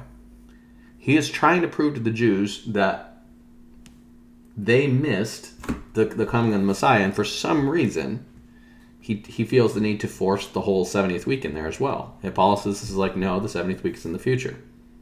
He's going to say this in his commentary on Daniel. Okay? So, for some reason, he's going to use the rebuilding of the Temple of Herod as a timestamp. Eusebius is going to say the 19th year of Tiberius Caesar is Messiah's death. Well, let's see. In the 15th year, and again, Eusebius is 300 years later. I don't know why he would be the source of that 19th year. But that would make sense because John the Baptist's ministry starts in the 15th year. John's preaching for, he starts in his 15th year, so this could be 2029. He's preaching for like a year when Jesus comes, and then he's going to, I actually would want to see that source, because that actually might be legit. So in the 19th year, again, you're going to have 3.5 years between John the Baptist's ministry and Christ starting, which is what I say. Well, the 19th year of Tiberius Caesar is when? Well, Tiberius, he's pulling sources, and then he's nitpicking what he wants to see in them. Well, Tiberius Caesar starts in September of 2014. When's the 19th year from September 2014? Or 14 plus 19 puts you in 33. 33. So he's got the evidence right there that it's 33, but he's just like, you know what? We're going to take what Luke said, and we're going to take Tertullian about saying that it was in the 12th year of Tiberius Caesar, and we're going to use that to trump what Luke says. Tertullian's right. Where does he get this information from? Preterists. So he's taking stuff from preterists, he's taking stuff from futurists, he's merging it together and adding it with pre-trib, pre-wrath, and then he's going to go, Daniel 9 proves that Christ's ministry starts in 26 CE. No, it doesn't. Daniel 9, if we read it, and I've done this in other prophecies, he says, know there and understand that from the going forth of the commandment to restore and rebuild Jerusalem. That's the starting point. Unto the Messiah, the Prince, shall be 7 weeks and 62 weeks. Okay? Don't read this in your ESV. You're going to get a headache. 7 weeks and 62 weeks. So 69 weeks from the command to go forth and build Jerusalem until Messiah the Prince. Okay? Tertullian is going to be one of the people who tries to calculate this thing, and he's going to butcher it. These guys are, I've read them all. I've read all of these guys' interpretations. Jerome is going to have most of them in his commentary on Daniel, because Jerome's writing in the 5th century, and he's going to account what all these guys taught, okay? But I've read them all from their original sources, and they're all jacked up. They don't start in the right place. From the commandment to restore and rebuild Jerusalem. From the commandment to restore and rebuild Jerusalem. That's your starting point, okay? 69 weeks. After 62 weeks, so that's 62 weeks plus the 7 weeks, Messiah is cut off, but not for himself. So there's the death of Christ, okay? So you have 69 weeks to the death of Christ. That Hippolytus gets this right. Everyone else gets it wrong. Okay? They're going to do weird things, like they're going to start from when Daniel gets this prophecy. They're going to start from when the temple starts to be rebuilt. They're going to start from Cyrus's decree to go back to Jerusalem. None of those are decrees to restore and rebuild Jerusalem. That's the city. Okay? So you're going to have the city is very clearly not built in Nehemiah. This is the whole reason for the book of Nehemiah. Ezra is about the rebuilding of the temple. Nehemiah is about the rebuilding of Jerusalem. Okay? The whole book is about rebuilding the wall of Jerusalem. That's all it's about. Okay? And so you have him, and he's got a tummy ache because he's sick, because the prophecy won't be fulfilled, and this is God stirring him up to move Artaxerxes to allow him to rebuild the wall. Remember, they have the temple. They don't have the wall. Artaxerxes, if you read in Ezra, has already given them permission to rebuild the temple. He's given them the stuff they need to do the sacrifices. They're already doing that. What they don't have is a wall. They don't have Jerusalem, the city, rebuilt, and that's what Daniel's prophecy needs to start. So in chapter 2, he's going to say, came to pass in the month of Nisan, in the 20th year of Artaxerxes. We know for certainty that's 444 BC. Okay? That's your starting point. That the king, that wine was before him, so he's the king's cupbearer, and I took the wine and gave it to the king, and now I before time was sad in his presence. And wherefore the king said to me, why is your countenance sad, seeing that you are sick? There's nothing but... this is nothing else but sorrow of heart. And then I was sore afraid. And the king, I said to the king, let the king live forever. Why should my countenance be sad when the city, why should not my countenance be sad when the city, the place of my father's sepulchres, lies waste? Nothing else but this matters. The command to restore and rebuild Jerusalem. The city lies waste. The gates thereof are consumed with fire. Okay? Is it rebuilt? Is anyone rebuilding it? No. They got permission to rebuild the temple, not the city. Okay? And Daniel's prophecy is very specific. He's going to say it's rebuilt with a wall and a moat. Just so you don't think that means the town square. He's going to say it's rebuilt with a wall and a moat. Okay? That's the decree. And he says, the king says to me, for what do you make a request? So I prayed to the God of heaven. Now, people are going to search for the word decree, and because it doesn't say decree here, they're going to be like, that's not a decree. Yes, it is. Anything the king gives a command to do is a decree. Okay? So he says, what do you make your request? And he says, that if it please the king, that if thy servant has found favor in your sight, that it would send to me to Judah, unto the city of my father's sepulchres, that I might build it. And the king said to me, and the queen sitting by him, for how long will the journey be, and when will I return? So it pleased the king to send me, and I set him a time. He said, I will rebuild the city, and I'll be back by this time. It's going to take a minute.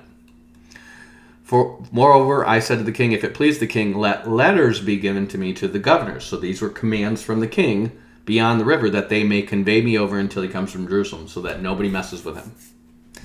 And a letter to Asaph, the keeper of the king's forest, that he may give me timber to make beams for the gates of the palace, which appertains to the house, and for the wall of the city, and for the house that I shall enter into it. And the king granted me, according to the hand of God, my decree. Granted, according to the hand of God on me. Granted is another word for decree. Applied, appointed, assigned, bestowed, bring, cause, charge, deliver, direct, distribute. He charged. So a charge is another way of saying decree. He ordered it. Okay? Let it be done. So let it be written, so let it be done. He gives them letters from the king that says, give this guy the stuff he needs to rebuild Jerusalem. It cannot be more clear. That's when Daniel's 70th week prophecy starts. And you have the month and you have the year. Okay? So you have the month in the year of this prophecy starting. Now we need 69 weeks. And they're 7-year periods. We know this. 69 7-year periods. It doesn't actually say weeks like weeks of days. It just says sevens. 69 sevens. So 69 7 what? 7 365-day periods? It doesn't say 365. It doesn't say years. It doesn't say moons. It just says 69 sevens. Well, 7 what? Well, it just so happens that Daniel's prophecy is going to get expanded on. So we're going to know how many days they are. Okay? Now, when you get to Daniel 12, it's going to start counting these prophecies in days. And so we see the 70th week counted to the day. And we see from the time the sacrifice should be taken up and the abomination of desolation is set up, there's 1,290 days. Okay? So when we get to these points and we see days and months, he's going to do the same prophecy in days and months. So that's how we know these sevens are years. Okay? But we're going to have this midpoint, and then we're going to have 1,290 days, and we're going to have 1,335 days, and none of that matches up cleanly with a 365-day year. So how long are these years? And we're ultimately going to get this. Remember, we stand under the interpretation of the apostles. They were given the Holy Spirit. They were given direct revelation by God from which to dictate how to interpret the Old Testament. Okay? And it just so happens when you get to Revelation 11, we know that you're going to have the midpoint of this 70th week period is when the abomination of desolation occurs. And so we look at this and we go, well, here is it says the reed unto the rod. He's going to measure the temple, and the 2 witnesses are going to prophesy 1,203 score days. That's 1,360 days. 260 days, okay? So 1,260 divided by 3.5 equals a 360-day year. That's how we know it's a 360-day year he's counting. And then, in case you don't know that, you get to Revelation chapter 13, and it's going to say that he rules for another 42 months. So we're going to go 42 months divided by 12 equals. So from John the Apostle, we get the first half in days and the second half in months, and both of them show it's exactly the half of a year. So the prophecy in Daniel is about how long it's going to be from the abomination of desolation until how long the daily sacrifice is taken away from the abomination of desolation be set up, and that's how many days. Okay, and then it says, "Blessed is he that waits and comes to 1,335 days." Whatever this is probably how long it takes for the temple to be cleansed. So you're into the millennium when this is happening, but you're also going to have Christ's campaign to destroy the earth. But from Daniel, we get 3.5 years that the Antichrist is ruling in the second half, and 3.5 years that the Antichrist or that the 2 witnesses are prophesying in the first half, if you count a 360-day year. So we know it's a 360-day year to count your sevens. Okay? So your sevens are going to be 360-day years, and so therefore we need to go back to Daniel 9, and we're going to go from the command to build the wall of Jerusalem. That's Nisan in 444 BC. We're going to count 360-day years from Nisan 443. We're going to count 69 times 7 times 360. So we're going to go 69 times 7 times 360 is 173,880 days. That's how many days it is if we're counting 360 days. But the year, by the solar calculation, is going to be 365. So we're going to divide that by 365.24. That's how long a day is, okay? So we're going from these prophetic sevens, which are 360-day periods, okay, to a literal year. And we're going to calculate that out, and we're going to get 476 of them. And then we're going to subtract 444 BC because that's when that command is given, and we're going to get to 32. And then we're going to add 1 year for the year 0 because you go from 1 BC to 1 AD. Okay? So you have 1 twice. Okay? So if you're doing 444 plus that, you need to add a year because you have 1. Okay? And we're going to add plus 1, and that takes you to 33 AD. 33 AD, which, according to this guy's own testimony, is when Eusebius says that's when Messiah died, the 19th year of Tiberius Caesar. That's Nisan of 33 AD. Nisan of 33 AD is when the Passover occurred. It's exactly to the month when Christ is crucified. And that's going to work for him to have a 2.5-year ministry. That's 3 Passovers. Remember, in order to have a 2.5-year ministry, count how many spaces are between the Passovers. You have 2 spaces, and then you have a little on each side. That's 2.5 years. In order to have a 3.5-year ministry, which this guy says, you need 4 Passovers. We don't have a fourth Passover calculated. And that's where these people are going to try to take John and say, oh, it says a feast of the Jews. That must be a Passover. If he names all the other Passovers, why would you assume this feast of the Jews is another Passover? It's a feast of the Jews because it's not a specific ceremony that's called out in the law. John is a priest in training. It's a feast of the Jews because it's a feast that you can't find in the Bible that the Jews keep, which means it's either Hanukkah or Purim, because Esther was kind of a disputed book for a while. So Purim wouldn't have been an obvious one. Okay, but it's not one of the ones from the Torah. That's why he just calls it a feast of the Jews, okay? It's certainly not another Passover. You have 3 Passovers. And so what do you have? You see, he says Luke 4 is a 3.5 years of Jesus' ministry starting. False. The combined ministry of Jesus and John the Baptist is 2.5 years, or 3.5 years. Because Jesus and John the Baptist are types of Moses and Elijah, who are also the 2 witnesses. It lines up perfectly. You have 3.5 years for Jesus and John. You have it's overlapped because remember John is killed partway through, and then you have 3.5 years for the 2 witnesses, who are Moses and Elijah, and John's a type of Elijah, and Jesus is a type of Moses. It works perfectly. You don't need all this convoluted stuff. When was Caiaphas the high priest? How is that relevant? Look, in some of these things he's going to be like, oh, that could fit for any of these years. Yes, it could. Daniel 9 concludes in 2030.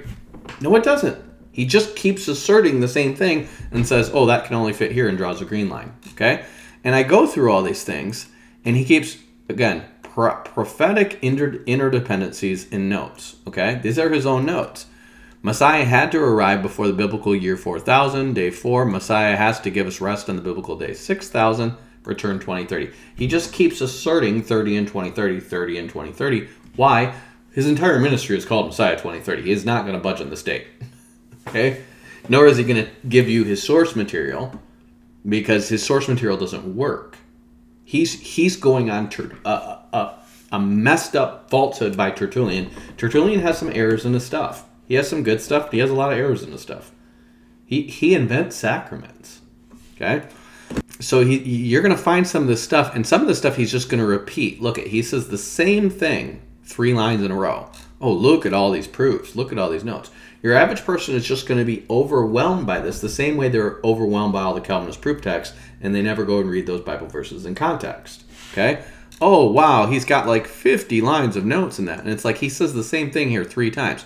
Look at, here he says the same thing 2 times. Here he says the same thing 2 times, okay? It seems like he's saying a lot, but a lot of it is just repeating itself, and he never goes back and does his Daniel calculation. I've written him on his channel and say, do your math. I showed him my math. I said, do your math. Show me your calculation. No response. Hidden from comments. Why? He's a deceiver. Nobody is going to, no sound biblical scholar is going to reject you for challenging them with a question they can't answer. Okay, I might reject somebody from commenting on my channel for not listening when I'm giving them the answer and they're just being obtuse. But if somebody asks me a question and says, show your math and show your source, and I can't do it, that is no reason to block somebody or reject me. Okay? But this is what he's doing. 3.5 years to the death of the resurrection. Every single calculation he has is wrong. It's either unsubstantiated or just wrong. And all of this stuff amounts to one thing. The earliest date I have for when Christ could come is going to be 33 AD. That's the 2,000 years. And that is a prophecy because Hosea 6 says after 2 days he's going to return and revive the Jews. Okay? So that 2 days has to either be a literal 2 days, which is not, because it tells them after he returns and goes back to his place. That's not talking about his death. He didn't start out dead. He started out in heaven. He goes back to his place until the Jews acknowledge their offense. That's 2 prophetic days, 2,000-year days, and we have that right in Scripture from Moses. Okay? So that's a legit prophecy. The problem is 2,000 years from when? From when Jesus returns to his place. And he didn't return to his place in 30. He returned to his place in 33. And so you have a guy telling you Messiah is going to be here, walking on the earth, setting up the millennium 3.5 years before Christ can come back. What is this setting you up for? It's setting... Who starts ruling the world 3.5 years before Christ comes back? The Antichrist. This is what he's setting you up for. Again, I didn't start out thinking... I remember I was going to a Messianic church last year. I didn't start out thinking this is going to lead to Antichrist. I started thinking, oh, these people are getting into the Jewish feasts and stuff like that. That's cool. In general, the Gentile church is more ignorant of the Old Testament than they should be. I looked at it as a movement where it's just like, okay, maybe God's going to do something with this. And I think he is doing something with it. But once I spent time in it and got to know people in it and even dated somebody in it, I started realizing these people are all bound up under the law. I met 5 people, and everyone I got to know up close, with the exception of one guy who was from India, believe you had to keep the law of Moses. I had one guy who told me you have to keep the law of Moses to be saved. Guy who was leading the Bible study was saying we're under the law of Moses. And I'm like, okay, you guys are not teaching Christianity. And they're literally like, no, we're not. They look down on us Christians as being deceived by paganized Catholics, basically. They actually teach, this is a thing that goes around from Michael Rood, they teach that the name Christian is a pagan term. It was a pagan epithet, which is totally false. It's a name given to people by God at Antioch. And you go look up when it says the word that he says God called them, Christians at Antioch. He doesn't say God called them, but the word he uses is always used to denote a divine revelation. Go look up that word in Scripture. Look at it actually, let's look at that right now.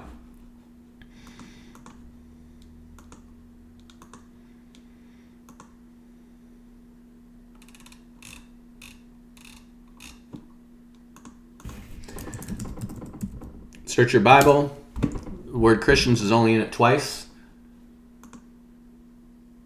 Or once. And that's in Acts. Teach or make disciples or Christians of all nations. It's in Acts 11. The words Christians is in there. It says the disciples were called Christians first in Antioch. Okay. So this is where it gets revealed to them by God that they're to be called Christians. Okay.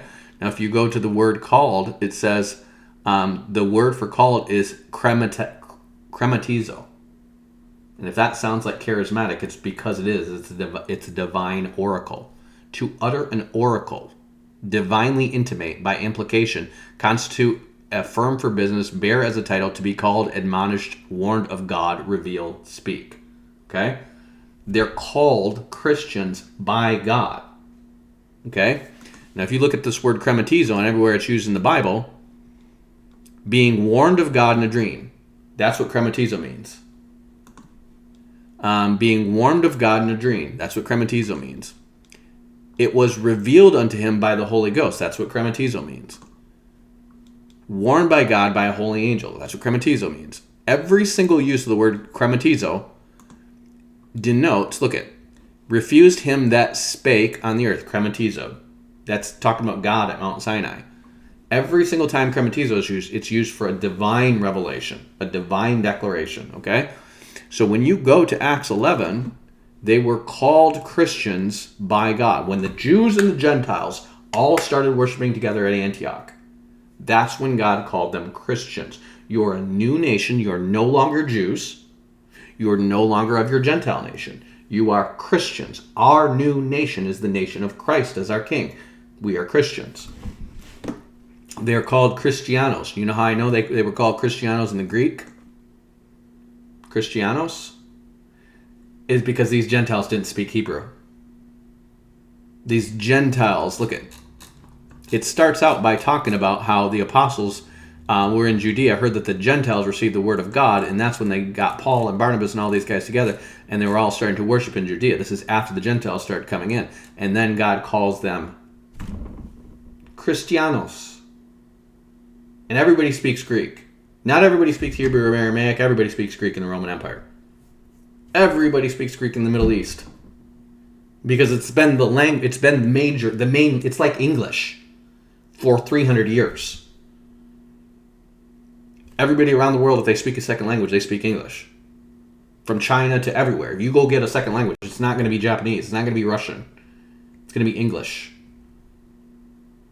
It is the predominant trade language, and back then it was Greece. For a lot longer than English has been the dominant language.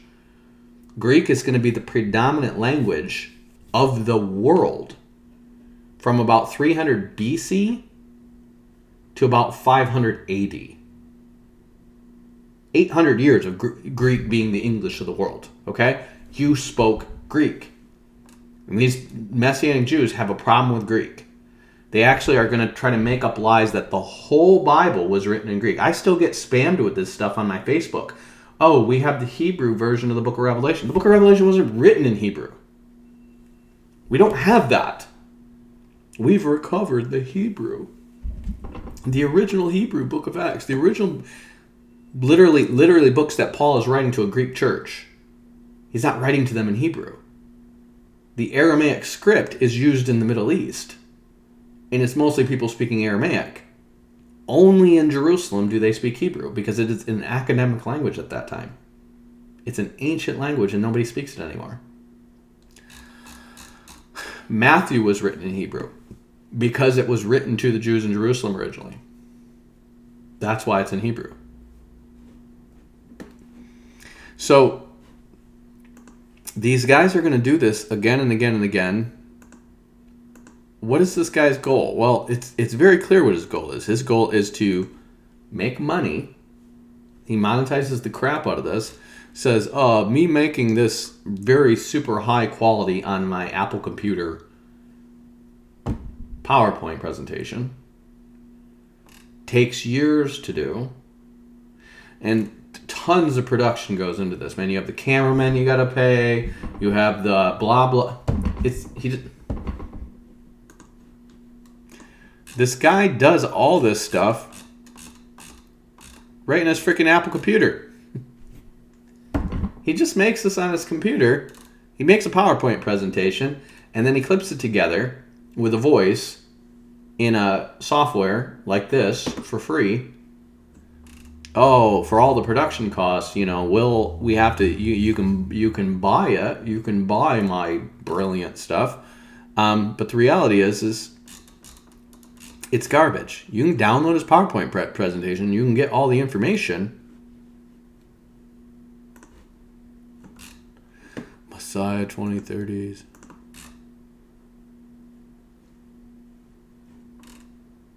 Send a gift. No.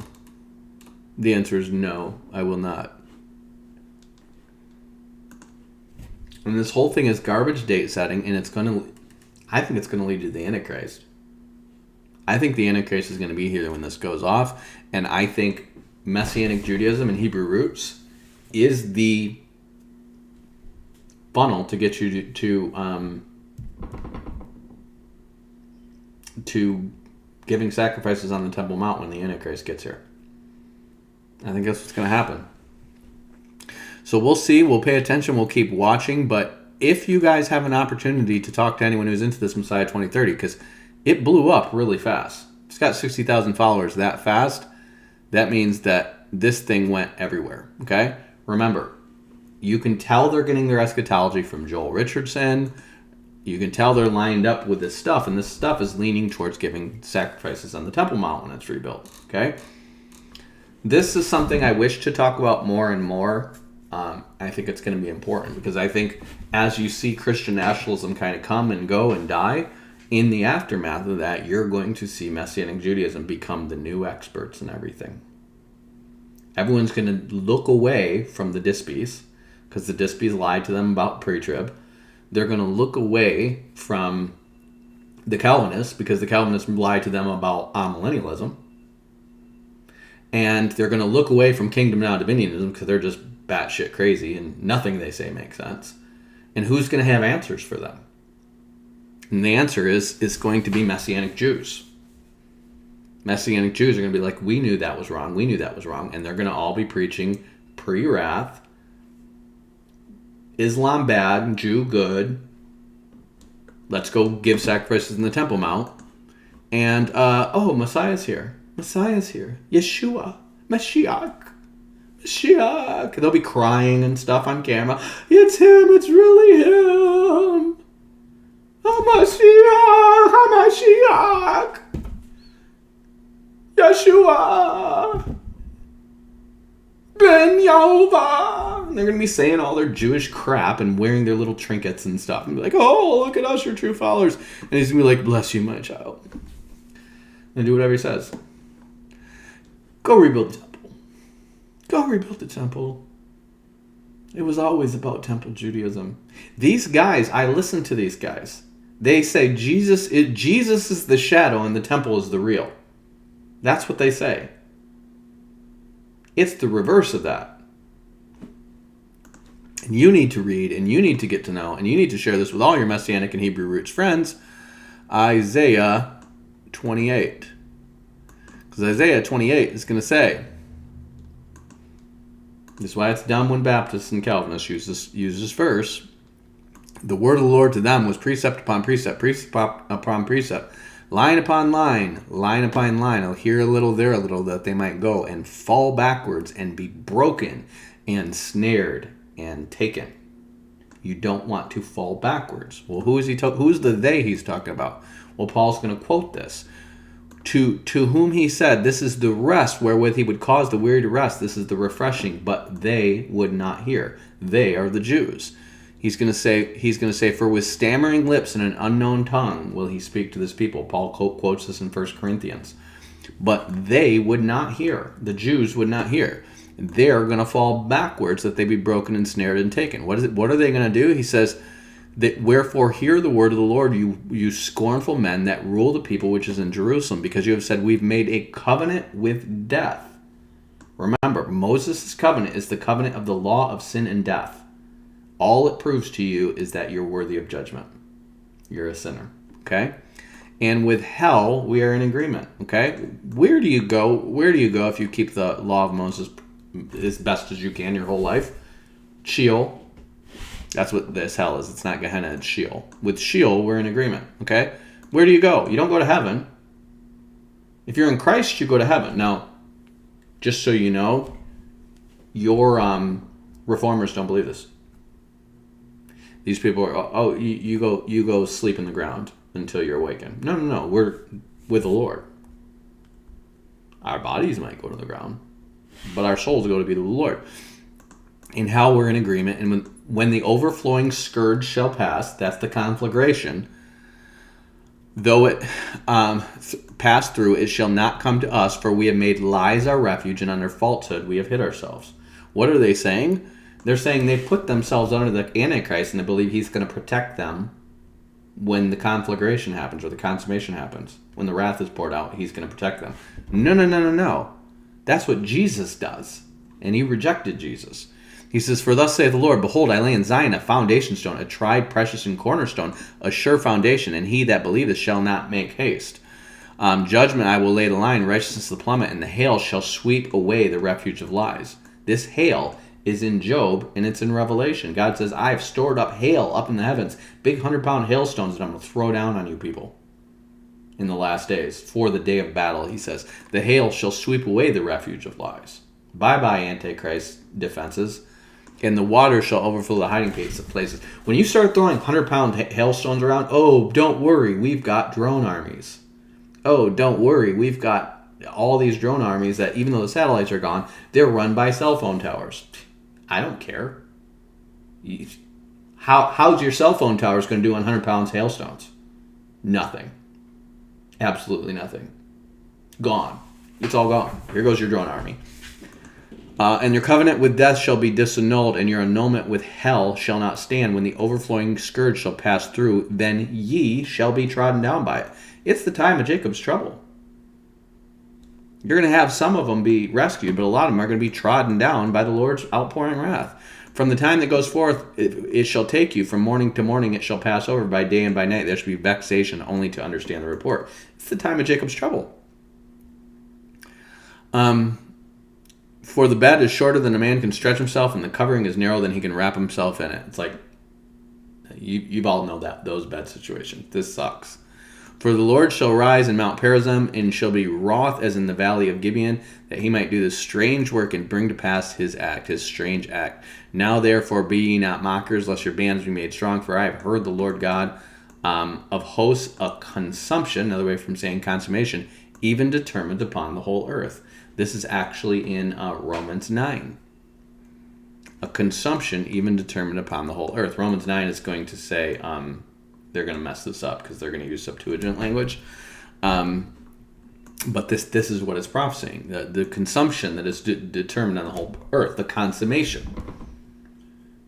God is going to consume the wicked by the outpouring of the wrath. Give ear and hear my voice. Hearken and hear my speech. Does the plowman plow all day to sow? Doesn't he break the clods of his ground? When he has made the plain the face thereof, does he not cast abroad the fitches, and scatter the cumin, and cast the principal wheat, and appointed barley, and the rye in their place? What does he talk about? Well, that kind of sounds like Jesus, the seed and the sower. And for God doth instruct him to discretion, and does teach him. For the fishes are not threshed with a threshing instrument, neither is the cartwheel turned upon the cumin. But the fishes are beaten out with a staff, and the cumin with a rod. What is he saying? He's saying some of the fruit you get through beating it. This is what the Jews who get saved are going to go through. Bread corn is bruised because it will not be threshing, nor break it with the wheel of his cart, nor bruise it with his horsemen. This also comes from the Lord of hosts, which is wonderful counsel and excellent working. What is he saying? He's saying God's going to get all his elect, but some of them are going to come the hard way. And the same thing is going to happen with the Gentiles. Some of them are going to be raptured up. Other ones are going to finally give their testimony before getting their heads chopped off for not taking the mark of the beast. Because they had no testimony to speak of now. You believed, but you're always going with the flow. You're always lukewarm, and you always didn't want to offend anybody. And so your non-offensive gospel led you to get beheaded for not taking the mark of the beast. It's the only way God can get a testimony out of you. The only way God can get a testimony out of these Jews is by having all these Jews persist in believing in him after he beats the crap out of them. And those that obey are going to flee to Basra, and then they're going to get saved. Okay? So, do you think this guy's going to calculate any of that? No, he's not. Do you think Joe Richland's going to calculate any of that? No, he's not. Alan Kirshner going to calculate any of that? No, he's not. Temple Mount Report? Certainly not. They will lead you right into the lap of the Antichrist. Okay? I know this stuff is small right now, and this is why people aren't taking it seriously. It's small right now, but you need to understand when the seals happen, boom, boom, boom, boom, boom, boom, boom. When these seals happen, and nothing goes down like the dispensationalist thought, and nothing goes down like the preterist thought, and nothing goes down like the amillennialist thought, the whole world is going to be like, this is bull crap. Who do we turn to? Who has the answers? And I promise you, they're not all going to be like, oh, there's this guy called Underground Publishing who has a YouTube channel and he cusses sometimes, but he's actually gets his facts straighter than some. They're going to be like, oh man, have you seen Messiah 2030? Have you heard of Joel Richardson? Have you heard of the pre-wrath rapture and blah, blah, blah? Don't you know? The rapture's already come and gone. In those 10 days where you had a blackout, the rapture occurred. The rapture occurred because Messiah 2030 leads you right into that understanding. That when you have this 10-day blackout, the rapture came and went. They're back. Yeah, Jesus appeared. Why didn't we see it? Well, you were probably running and hiding in your basement and scared, and the TV was out and the lights were out. But trust us, the rapture occurred. Christ is back. You're going to have something like this. This is why Jesus is saying, don't believe them when he's saying he's in the desert. Jesus just appeared in the Middle East. What happened? Oh, World War III, got nuclear, got out of control, and then all of a sudden all the internet went down and all the power went out on the whole planet for 10 days. And nobody had access to anything. No radio, no phone, no internet, no television, nothing for 10 days. And then the lights came back on. The war was over. A lot of people have died. A quarter of the earth is dead. During that time, you're going to have the rich flee underground into their tunnels and caves with all their slaves and all the people who are set up to go live underground for 1,000 years. That's going to happen. You're going to have tons of Christians who've been killed. That's going to probably keep happening. You're going to have nukes. Russia's going to nuke us. We're going to nuke them. North Korea might get nuked, or they might just get overwhelmed by South Korea because all their armies died in the mountains of Jerusalem. And then this guy's going to show up. All of a sudden, just when all hope seemed to be lost for Israel, not only are they going to use nukes on Damascus and probably on the mountain of the Golan Heights, that's probably where they're going to use them. They're going to do that, and everybody from northern Jordan, the West Bank, they're all going to flee from nuclear radiation. They're going to flee down to Neom. And then you're going to have Turkey come in with this army. And this army comes pouring into the Middle East, pushes out all the Iranians, pushes out all the remaining Russians, just pushes them all out. They're going to flood the Euphrates River. There, now they can't get through. They're going to open their dams and flood the Euphrates River. Now they can't get through. Now Israel is saved. Who saved you, they're going to say. Boy, was that God? Was that a miracle? Was that Ezekiel 38 and 39? And some man's going to show up and be like, no, that was me. I flooded the Euphrates River. I caused Israel to be made safe from Iran. I caused Israel to be safe from Russia. I did that. And now I'm going to pour my troops into Turkey, and I'm going to guard that Euphrates River, and I'm going to guard the oil of Saudi Arabia. I'm going to guard the manufacturing of Neom. I'm going to guard the technology of Israel. I'm going to guard the Temple Mount, and you guys can rebuild the temple. Now, the real world peace is going to happen. And he's going to have a sidekick. It's not going to be with him. He's going to be another guy. They're going to seem to be two different witnesses. One guy's going to say, I am the one who saved you. And the other one's going to say, he is the one who saves. He's going to pull all the prophecies together, just like this idiot does. He's going to pull them all together and say, look at all these numerological prophecies. They all add up. It's 2030. It's all adding up. Messiah 2030. It's all here. Look. And these idiots are going to say, Christians are supposed to give. We told you Christians are supposed to give sacrifices on the Temple Mount. And Joel Richardson's going to be like, I told you the Antichrist is an Islamic invader. They're all going to show up with, buy my stuff. Buy my stuff. I called it first. Glenn Beck's going to be like, I told you the Imam. They're all going to do it. Buy my stuff. Line up with me. Here's some trinkets you can buy on the Temple Mount when you go to give your sacrifices. And there's going to be these two guys who show up. And look like nobody. And look like a couple of homeless bums. They're going to show up and be like, this is blasphemy. Why are you going back? Why are you falling backwards? Don't you know that Jacob, your forefather, prophesied over all you people That Dan would be a serpent in the way, an adder in the path that bites the horse's heels, that causes its rider to fall backward. I have waited for your salvation, O Lord. This is not it.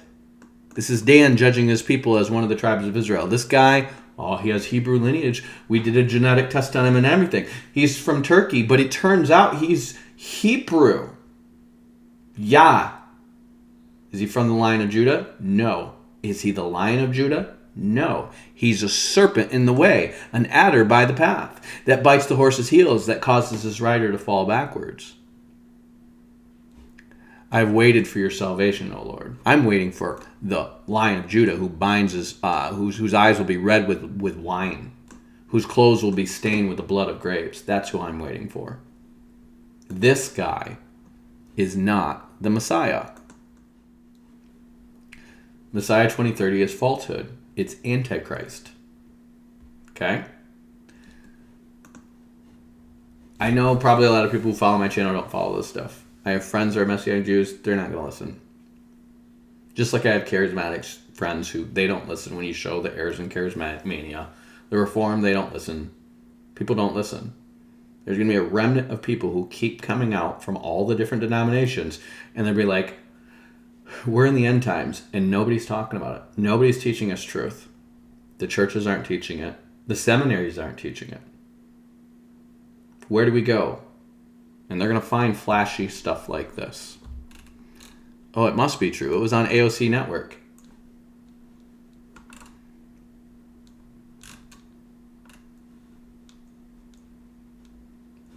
Popped up out of nowhere last year.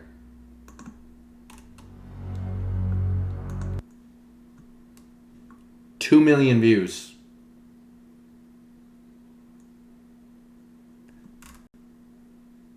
$2 million views. This popped up. Look at this guy's got 60,000 subscribers, but 2 million people have watched this thing already. This channel didn't exist a year ago, and he's got 2 million views on this video already. This is going to keep growing,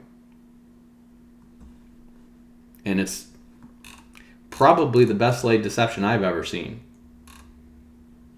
AOC Network propped this up. Just so you know, AOC Network, this guy with 1.11 million subscribers, that's 1,110,000 subscribers. This guy teaches that we're all going to get X-Men powers, and we're the two witnesses. Does that sound like lying signs and wonders to you? It's definitely lying signs and wonders. Watch this channel. He doesn't put out a ton of stuff. He's going to put out like a 20-minute video like a few times a year. And he's going to teach that we get X-Men powers and we're going to kill drones and people with them. This guy promoted this. And that's why it has 2 million views already, because this guy who's got 1 million views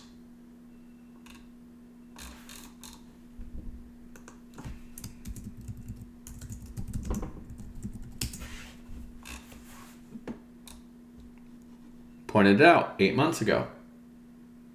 And he got 330,000 views when he pointed it out. This is going to get huge. This is going to spread around all the Messianic churches, all the charismatic churches. This is going to be a movement that keeps growing. And as we go into World War III, it's going to boom. And these guys are going to be counting these 6 seals. And they're believing they're in Daniel's 70th week. They're going to be believing this false eschatology because that's what Alan Kirshner's teaching them. That's what Chris White's teaching them. That's what Joe Richardson's teaching them. That's what Messiah 2030 is teaching them. This fringe theory and all of this stuff was invented between the 90s and today. Okay? You don't find it in church history except this one guy, Victorinus Battau, kind of has it loosely in there. Okay? And they're going to buy onto this. And it's going to keep getting more and more obvious to those who are in the word that this is false. This is not it. None of this stuff lines up. But it all seems like it does on the surface. And by the time you get to those 10 days of darkness, whoosh, where are all the people? Oh, they were raptured. They're in the New Jerusalem now. All the people that went underground. Really? Bill Gates and Elon Musk and Russell Brand and all those? Yeah. Yeah. All the archbishops of the New Age, yeah, they all went to the New Jerusalem. It turns out they were super spiritual. This stuff is going to be the death of you if you don't get in the Word and realize Jesus only said a few things. Every eye will see him. Don't believe if they say he's here. I don't care if there's signs. You're going to be longing for Jesus being back performing signs. Don't believe it. Don't believe it if they tell you that. Okay? Hope you guys are blessed by this. Hope you have a great rest of your weekend. Batman out. Peace. Peace, I'm out. I'm Batman.